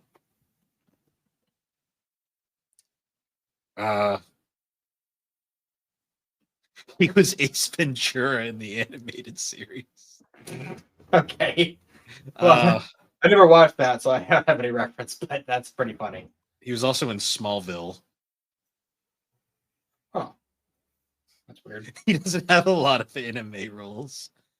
You know, come to think of it, I think Kirby Morrow was in Death Note towards the end. He might have been, honestly.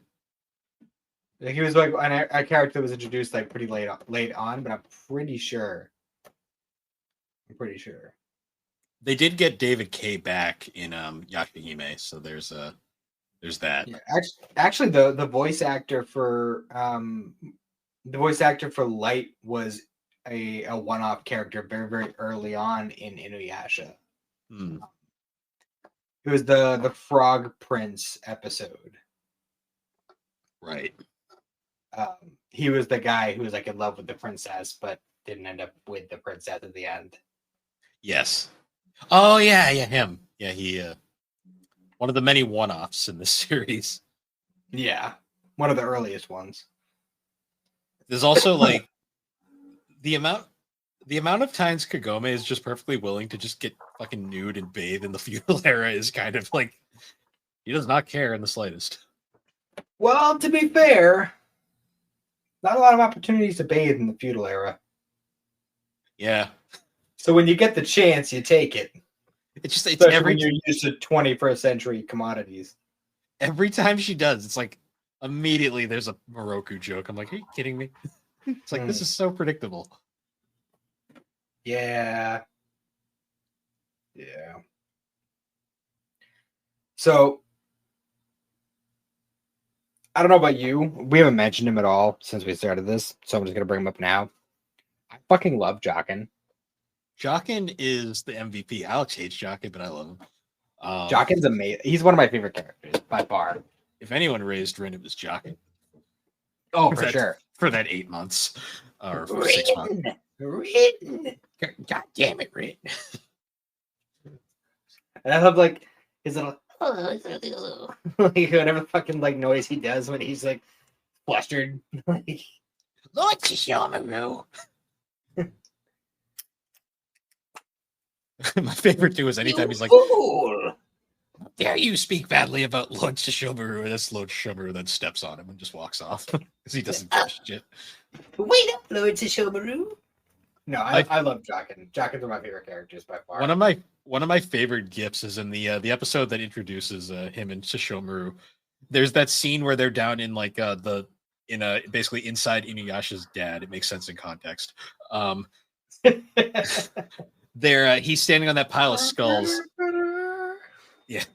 And he's like waving around the twin-headed staff, the staff of two heads, and the Kagome comes out of nowhere and just fucking crushes him. I'm just like, I love that scene so much because he just gets fucking smushed, and then he's like, fine. I love when we get Jockin's backstory.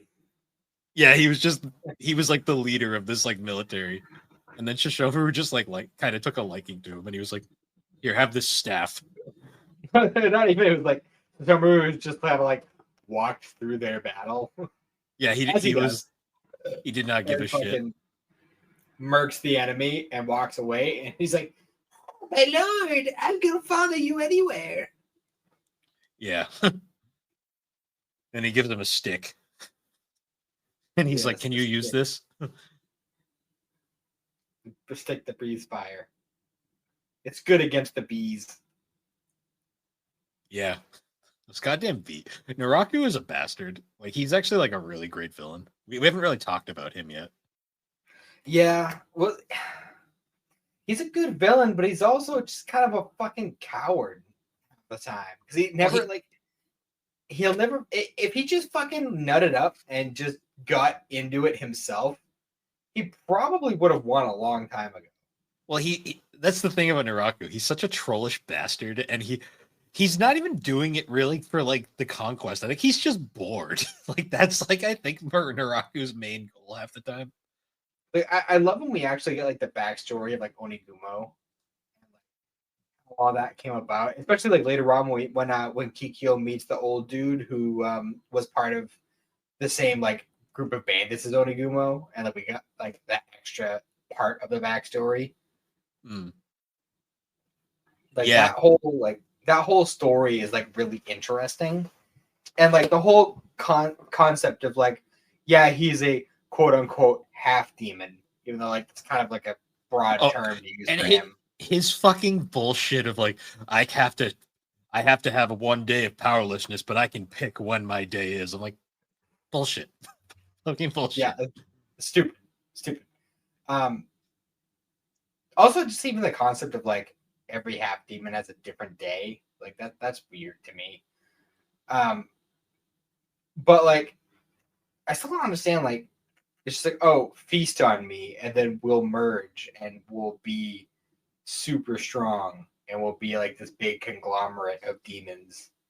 Well, But especially like, because the implication is Naraku's that little spider. yeah, the one spider demon, which is why like his final form is like a big spider. Which is ironic too, because he hates the spider tattoo on his back. Yeah, well, because he already had that. Like, wasn't that like a thing that Oniguma already had because of the That Bone was Stars? Onigumo's thing, and he hates it, even though technically he came from a spider. Yeah, and then like, also you notice how like every fucking like generic demon is like a centipede. Yeah. There's like a million centipede demons. Well, the one that appears at the start that follows Kagome through the portal. Mr. Centipede. Yeah. What's really funny is in the manga, her tits are just out, Oh yeah, just everywhere. There is a lot of tits in the manga, like straight up, like which is ironic considering like Ruriko Takahashi had a whole like thing about like, oh no upskirt shots. yeah. But she's just drawing tits left and right in the manga. Well, to be fair, they're not in Japanese culture. They're not really considered sexual in the same way they are over here. If you say so, Master Roshi begs to differ. Well, yeah. I mean, I guess in the context of what's going on in the said scenes. Yeah, that is really bizarre though, that like she had an entire like mandate in the for the animators that you could never see up Kagome's skirt, which is very impressive with all the different shots that they have throughout the series. It never happens once. With all the scenes of her like flying on Kalala and like jumping down through the air and convenient camera falling off of chasms, and like it's just always just above that panty line. We never get anti-gravity skirt. They were very smart to never do that, because that's like way more lazy than anything. Like when they're upside down and the skirt's just sitting there, and it's like, yeah, that makes sense. Yep. Yep. So no, I do love the series, but I will admit, like I did start getting burnout towards the end. Well, because once you reach like that midway point, you realize they ran out of manga, so they were like just kind of filler arcing it a lot.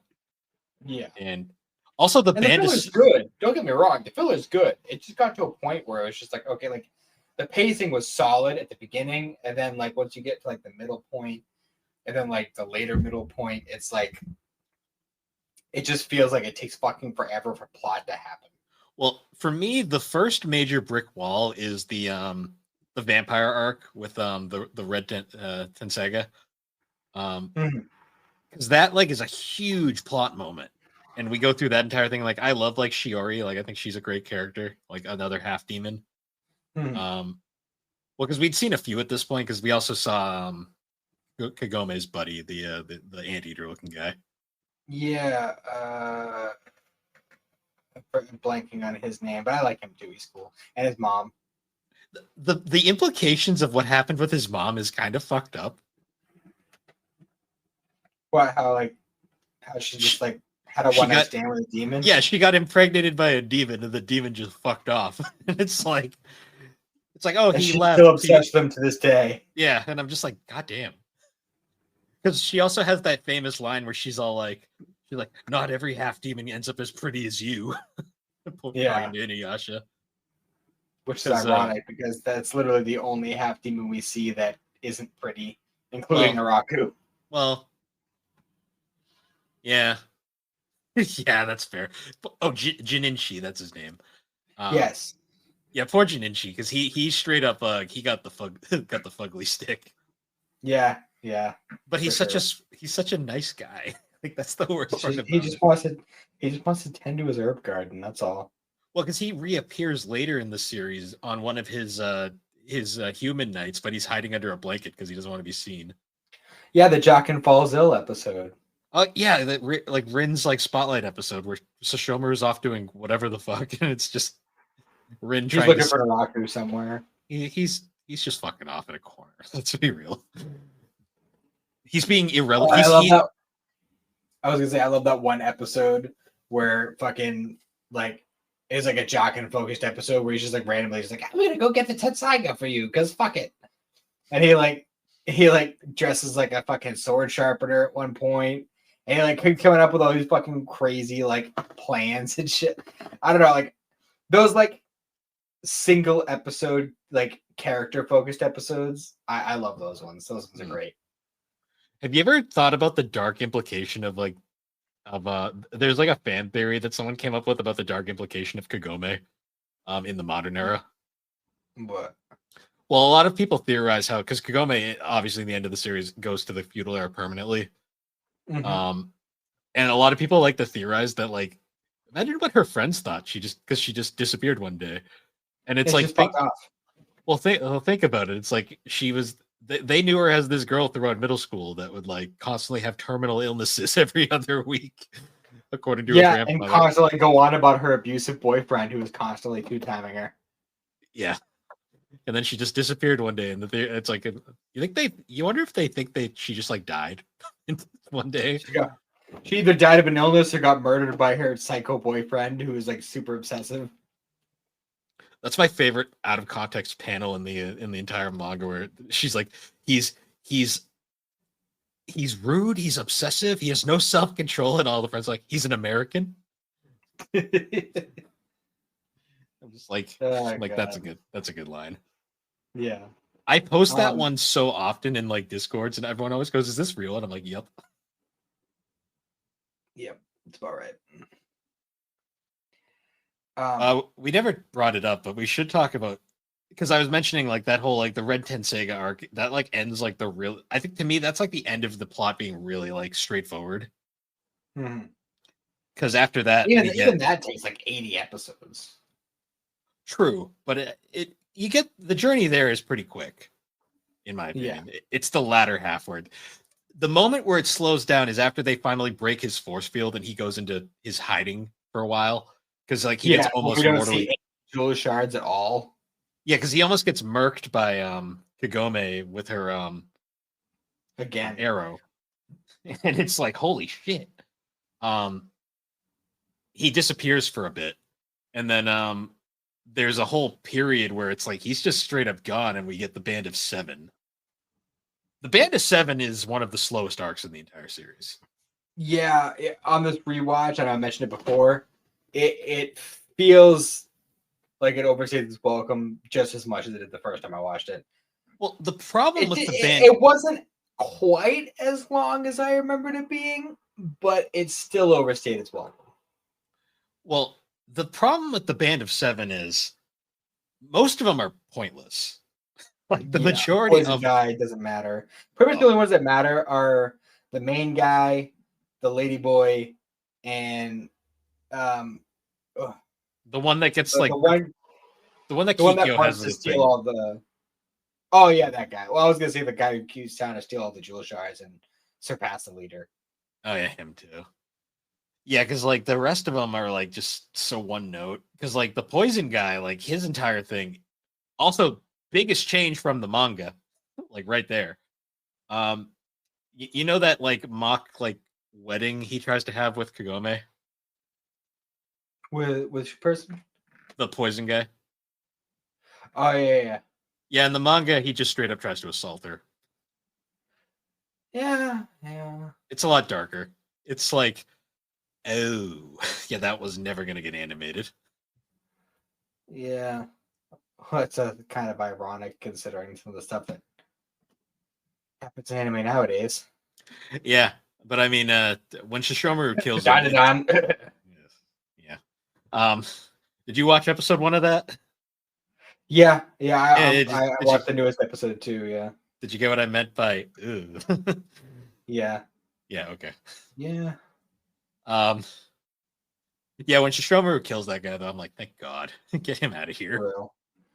Also, I want to point out that like we keep going through this whole thing where like Inuyasha's like, I'm gonna kill Naraku. And Koga's like, I'm gonna kill Naraku. Sesshomaru's like, I'm gonna kill Naraku.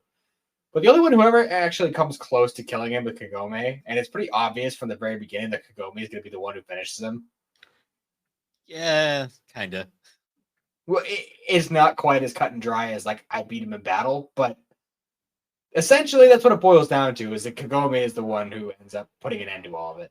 Yeah, I mean, it kind of goes for more of like a whole their powers combined moment towards the end, but we'll wait till we get to it. True, this is true, Um, but I mean, for the very beginning, like for the first time, they fucking drove Naraku off, and he had to go and fucking like do his like demon reorganizing yeah, situation. that's basically what it is.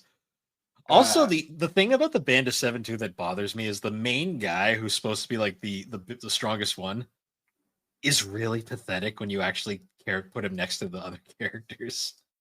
and he's like, I killed 1,000 men and 1,000 demons. And then Shishomaru is just like, bitch, please. Ooh. Yeah. So Shishomaru is like, I do that before lunch, bro. I do that without even caring. Yeah. I do that just going for my daily stroll. Yeah, that entire arc is really annoying. I hate the rivalry he has with Inuyasha too, because it's like Inuyasha could realistically like end this guy if he really wanted to.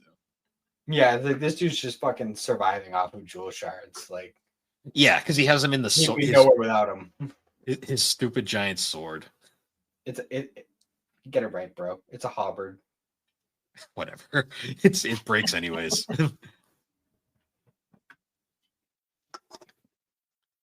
Yeah. And the one guy with a split personality, I feel like he was super short lived. Yeah, he had his main episode spotlight episode, then died. Disappeared. Yeah. And then like we had that whole thing where it's like, oh no, Kikyo's dead. And then it's like, well, no, she's actually alive. Oh yeah, And when she's Naraku still dead comes back. because she's just graveyard soil. Yeah. Yeah, because Naraku comes back, obviously, and he's like, I finally got rid of the heart, so I can finally kill you because the heart's not going to tell me to stop. Yeah. Man, Also, that episode, that like his first attempt to get rid of the heart, with a I forget the incarnation's name, but essentially Onigumo. When he steals like the monk's face, and like that whole thing, like I know I mentioned it in a previous episode, but like that whole thing where he's like, I mean, obviously, like as I said before, he's unquestionably a piece of shit, and you know, like nobody really gives a shit what happens to him. But at the same time, I still kind of feel bad for him with how that ended up, because it's like that's like one of those like fate worse than death kind of situations. Yeah. One of those kind of situations where it's like you wouldn't wish that on your worst enemy. Well, it's funny too, because I think by that point too, we didn't learn the backstory about like when he would talk to Kaede and say all the nasty things he wanted to do to Kikyo. Yeah. Well, And it's like, I think they kind of briefly touched on it, but it hadn't gone into like super detail. yeah. Yeah, because he acts like he's got like this like love for Kikyo, but it's like, no, you're just kind of a sick piece of shit. No, you just want to own her. There's a difference. Yeah. Also, like Kaede is like one of the best characters in the show. Yeah, but she's kind of a shitty priestess. Fair. I just like love it. The one time she goes out to try and fucking like do something, and she shoots an arrow, and there's zero spiritual power. It's just an arrow. Like 50 years of doing this shit, you couldn't figure out how to put some spiritual power into it. You can't do a sacred arrow. What kind of priestess can't do a sacred arrow? Yeah, but that bitch is made of Nintendium. Like she does just straight up won't die. True. I love that scene towards the I don't even remember what episode it was, but the scene where Inuyasha buries her, and she's like, I'm not dead. She's just her face sticking out of the ground, and she's just like, Inuyasha, ye must work together with Kakome to do this thing. Also, don't forget to dig me up.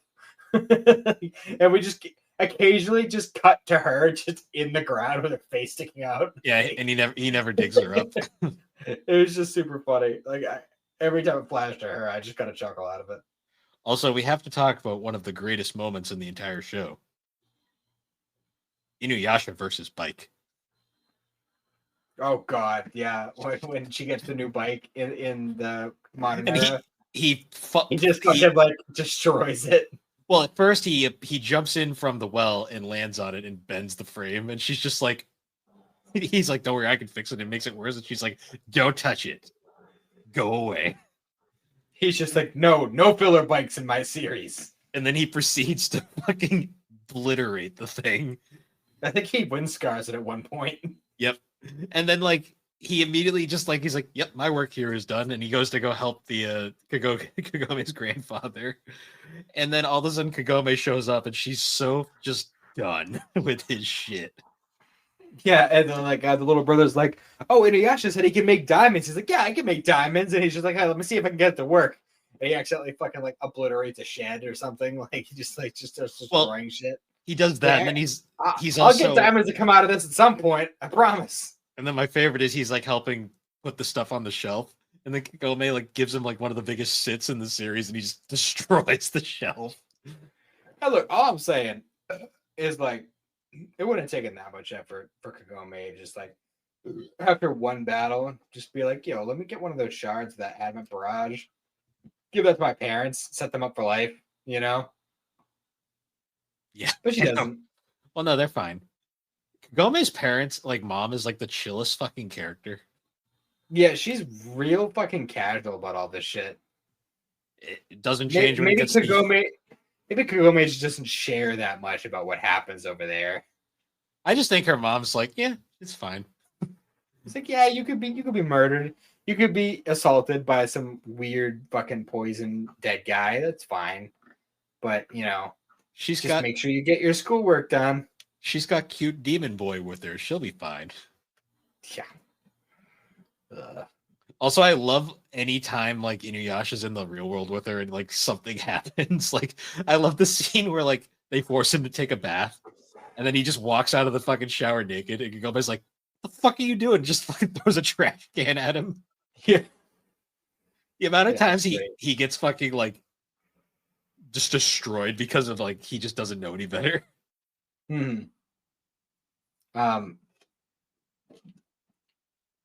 Yeah.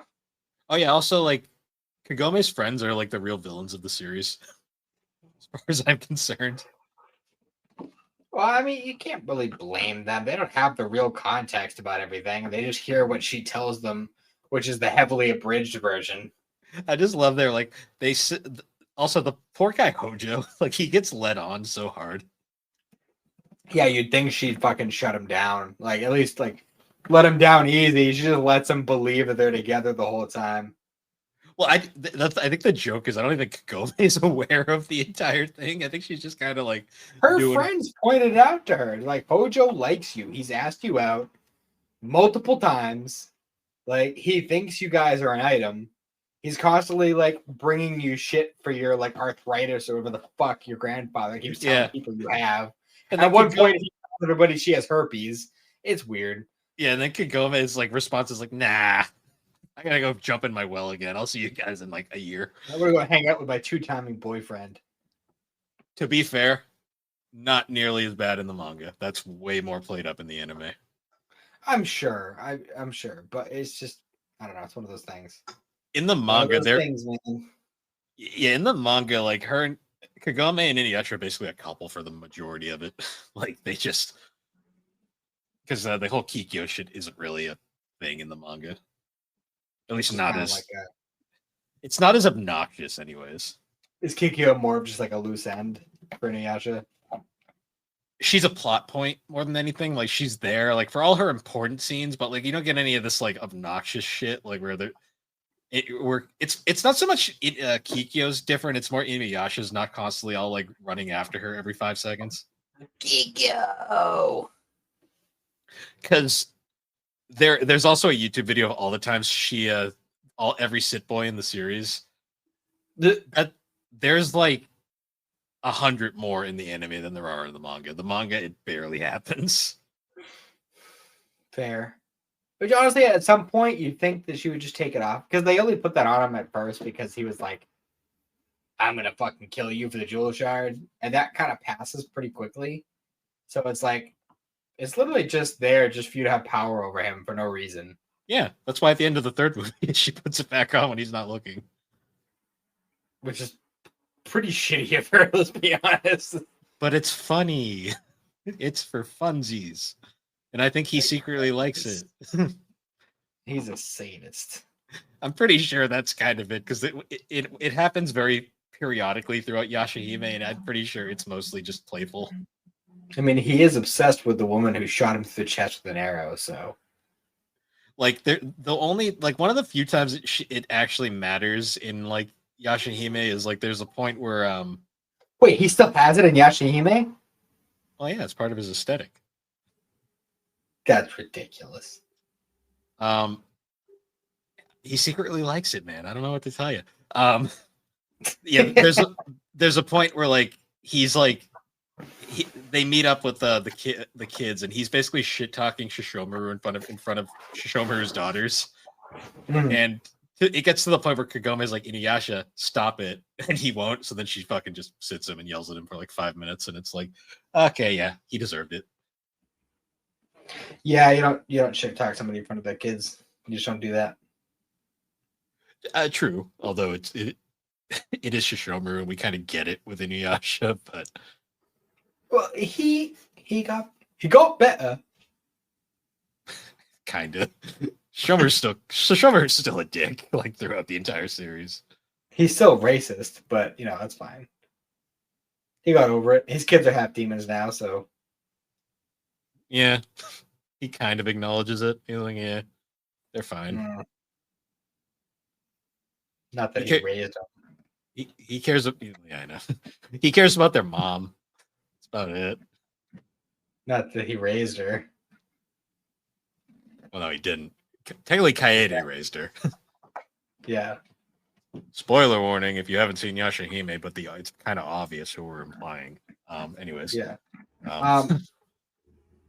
So I don't know if I'm making this up in my mind because I'd be jumping ahead of Final Act here, but does Kohaku join the Sesshomaru crew at any point?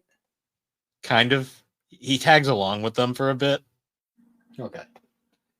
I could have sworn I remembered that happening, but like it never happened to this series, and again, it's just one of those things that just gets stuck into the final act.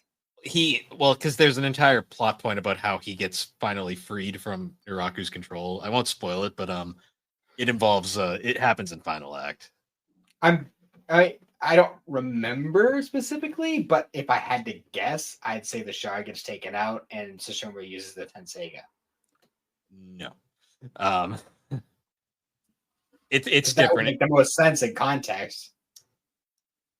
In context, but there's other events that happen in final act that make more. Oh, yeah, I don't want to. We see Sesshomaru's mom in the final act, don't we? Yeah, she's fucking great. She's just as shitty as Sesshomaru. Well, she just doesn't give a shit. Like her entire character arc is like, she's like, hi son.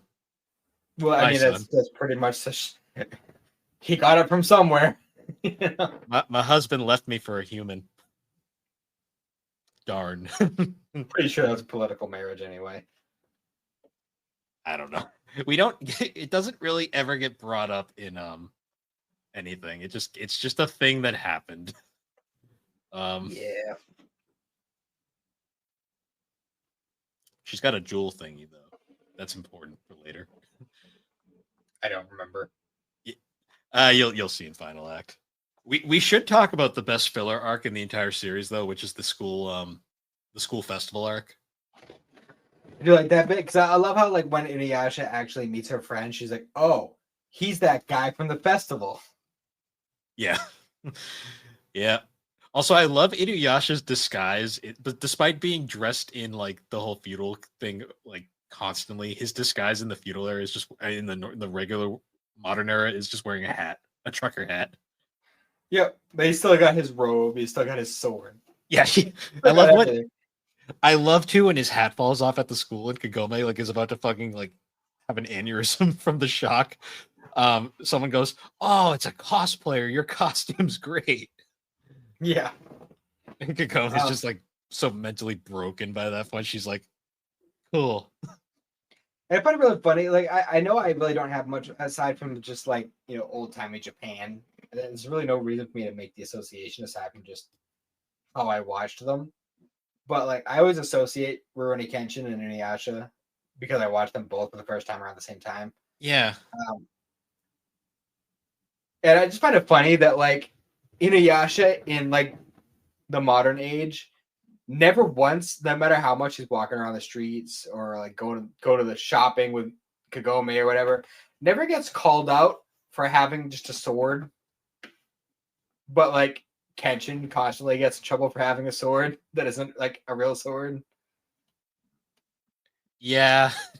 It's different. Like One never at any point is anyone like, hey, he has a weapon. Like see, one series tries to be realistic, and the other one is Inuyasha. fair. I mean, this is the same universe where Kagome just straight up changes the past, and it doesn't have any irreparable consequences. Period. Yeah, there's literally no. Well, it could be one of those closed loop kind of situations, like it was always meant to happen kind of situation. I mean, Potentially. as we said at the beginning, Inuyasha wasn't fucking pinned to that tree in the modern age, so he got down, and like things happen the way they happened. So it's one of those things where you have to assume it's a closed loop situation, like it was always meant to be.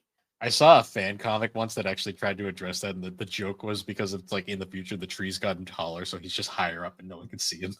And it's like I like it. Viable. I could see that. I love I couldn't because I'm a short guy, so yeah, it would be real high up there. I love the cutaway humor too that this series has. Like one of my favorites is like after Sango first joins the group, like Moroku's like being like a lecher like normal, and it just cuts like over to like he makes some really tone deaf comment, and it then just cuts over to Kagome and Sango looking at him with the most disapproving look ever. And it's just like I love this. I love like the personality they have. Yeah, I think just Shippo is just constantly talking shit. They just get smacked over the head. Yeah. I also loved like so back in that the school festival arc, like one of my favorite moments, like there's so many iconic gifs from that arc. Like that is one of the filler arcs that like I'm shocked wasn't in filler. I mean, wasn't in the manga. Mm-hmm. Like the famous gif of them yelling at each other back and forth is from that arc. Mm-hmm. What the hell what was her name in the play? Oh, I forget. I just love like some ridiculous name. I just love that Inuyasha completely fucks that play up. And then like they just kind of go with it, and then it ends with her just flying up into the sky and nobody questions it. It's just like, farewell. I have succeeded in whatever the fuck it is I'm doing. Bye. Yeah. And Hojo's the whole time just like my entire thing just got ruined. Yep. Shit. And that's how like she starts the play like 4 acts in. Yeah. And it's all I love to like when they're like trying to find that last demon, and it's just this like fish on top of the school that's just kind of flopping around. Yep. So much stupid shit in this series. It's a fun series. It really is. It's just a lot all at once. I have an entire shelf over there dedicated to. Yeah. It's a whole lot of Kagome. There's only one Kagome actually over there. Really? Yeah, that it's Kagome, Kikyo, Inuyasha, and then the 3 daughters. Oh, okay. I just see a lot of red and white. Yeah, and then green. Yeah. Yeah. No, it's a fun series. For sure. It also ends really abruptly.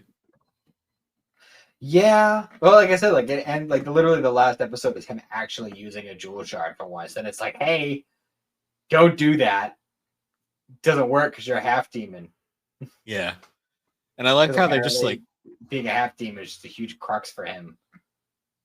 I love too how there's like that cutaway at the end too, where it's like, well, we'll see you guys next time, but be sure to check us out in the Inuyasha movies.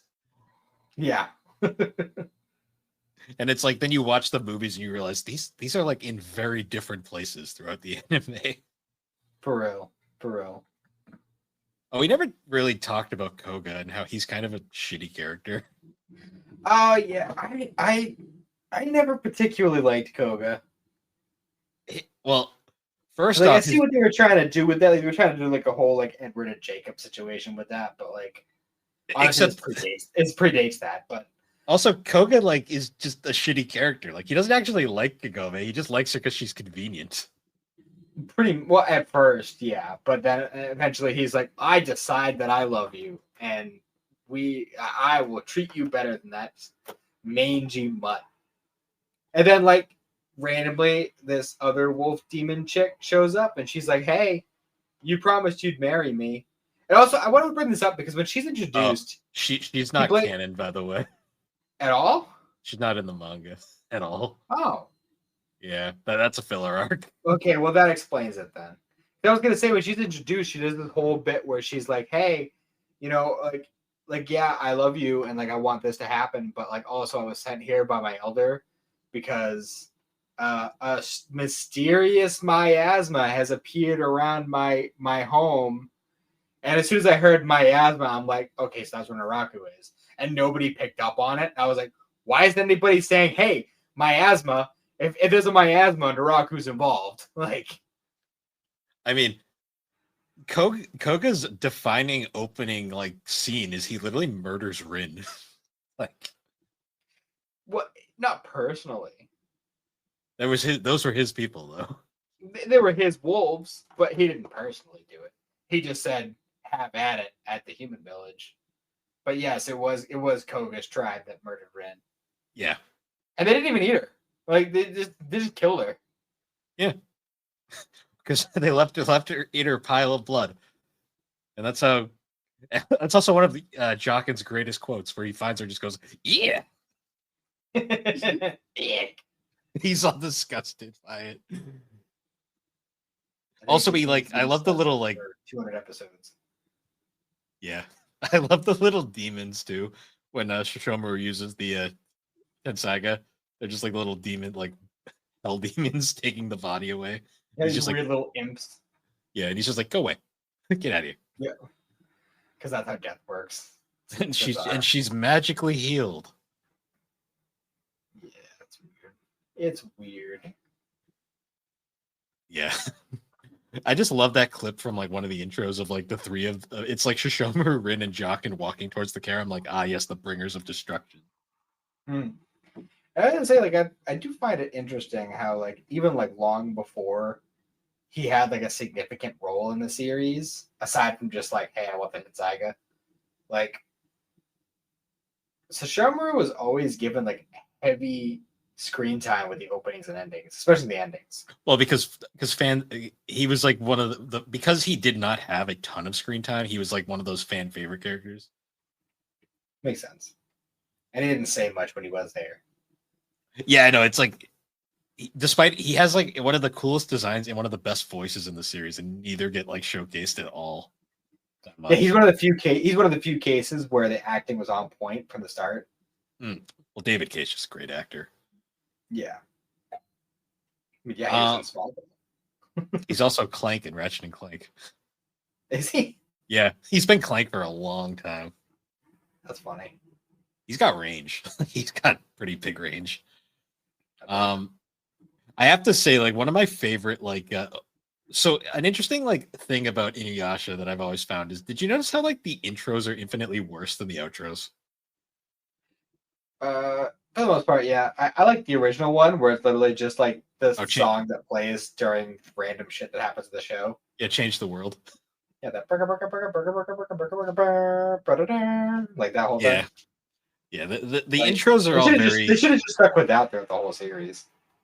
Well, because eventually you get to the middle where you get that really obnoxious, like Richard Dean Koch being like, "Hey guys, it's time for another episode of Inuyasha," and I'm just like, "No, yeah, beautiful fairy tale." It's like, go get away with that. We're not doing that. I skipped a lot of intros, but I watched the outros were a lot better. Yeah, for sure. Also, what's really funny is you'll get to Final Act. Final Act has one intro, but like 7 outros for some reason. Some shows just like their outros, man. Some shows like to do different outros. Like Chainsaw Man, it's a different outro every time. I think Hellsing Ultimate was the same way too.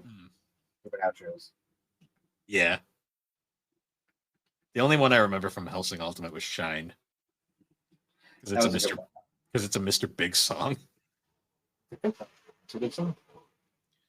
It was also what was it? That was that one. I think it was like an insert song. There was the one random song in Housing Ultimate where I was like singing about like say it in broken English or whatever. It's like don't say it in Russian, don't say it in German, say it in broken English. Yeah. Like, what the fuck?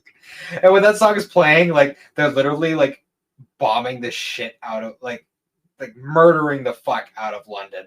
Oh, Like yeah. these fucking like vampires running around with babies in their mouths and shit. And it's just like this really goofy song that's playing. It's just so Yeah. Yeah. Oh, man. kind of makes it more dark than it needs to be. It's funny rewatching Inuyasha and you forget just how fucking gory this show kind of is. Oh, like that's why like whenever I hear, I even heard somebody say it recently, like within the past like couple weeks. That I mentioned I was watching Inuyasha, and they were like, "Oh, Dragon Ball Z for girls." Not even close. It's not a Like, girly show. I've heard that so many times. I'm like, this is like way darker than Dragon Ball Z. Like, it's like super fucking dark. Like a lot. A lot of the time, it's super fucking dark. Yeah. Dragon Ball it doesn't even really get dark that often. Like, I mean, the darkest Dragon Ball gets is like when Boo's dog gets shot. yeah. Yeah. And I Well, guess I I guess mean, the it has its occasional like one-off scenes, but it isn't. It's not like consistently dark like in Inuyasha. Like every other episode in Inuyasha, they come across a village that's been brutally slaughtered, yeah. or like cursed, or some fucking crazy shit. And Naraku's just fucking with people left and right. Yeah, Like, I'm gonna trick these two lovers into killing each other. Like you want to get like well, there's that, and then there's also like what he does to fucking Moroku's family. He's like, I'm just gonna put a fucking curse on your hand that's gonna just kill you. because I'm bored. Yeah, because you annoyed me one day.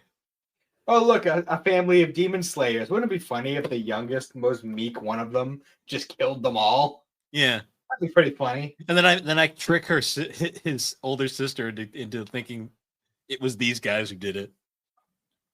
Yeah, it's just silly. God, Naraku is literally like such an evil prick, and the worst part about it is he has no motive. He's just doing it for the lulz. For real. Like, if he had a mustache, he'd be twirling the fuck out of that thing. That thing would be fucking. That thing would be a dread at this point. I'm convinced the only reason the show gets labeled as a girly anime is because Kagome is front and center. I swear to God, it's just because she wears a schoolgirl outfit, which I still don't understand. Like, why are you wearing your school outfit? Why? Because There's literally no put on fucking jeans. What's the matter with you? does she ever wear jeans in the series? Because she like rarely will wear other outfits. Seriously, like, why are you wearing a schoolgirl outfit in the middle of feudal Japan? It makes no sense. I love it too because like for Japanese standards, she's basically walking around like a hooker. Basically, pretty much. Because everyone comments on that, they're like, "Damn, this girl's showing a some lot of skin." legs. She got long legs too, by the way. Just gonna throw that up there.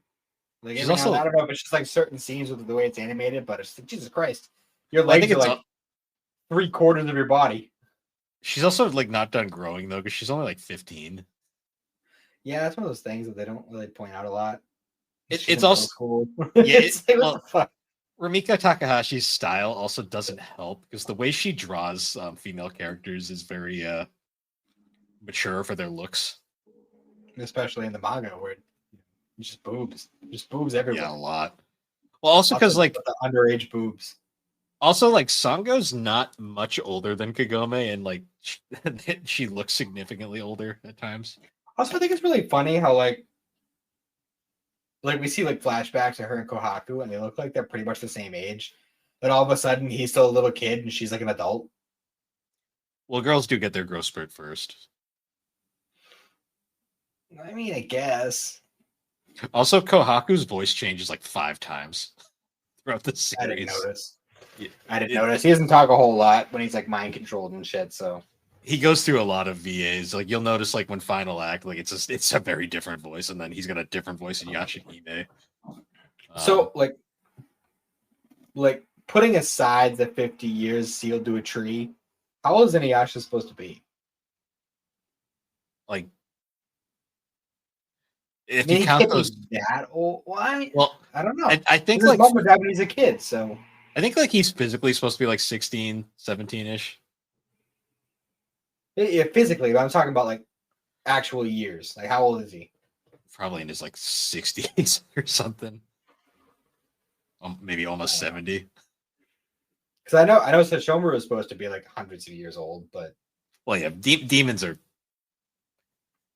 He's like my hundreds of question years is old. like how. My question is like how do half demons age? Like, does Inuyasha age slower, or does the human blood tie him down to like actually make him age?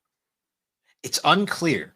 There's also an entire like thing that's never explained in the show where Kagome just doesn't age because she's technically time displaced. Uh, well, I mean, in context, because like I didn't finish Yashahime. I only watched the first season when it first came out. Isn't she like frozen in time or some shit? Uh, Or am I thinking of Bryn because they look exactly the same when she's an adult? I mean they look kind of the same when she's a kid too, besides ponytail. But Yeah. uh, Because again, like the whole series takes place over like a year. And then like well, it's a year, but then there's also like the 3 year time skip at the end where Kagome yeah, but graduates high she's school. also an anime character, and at the end of the day, she's still a teenager, so she's not gonna change that much.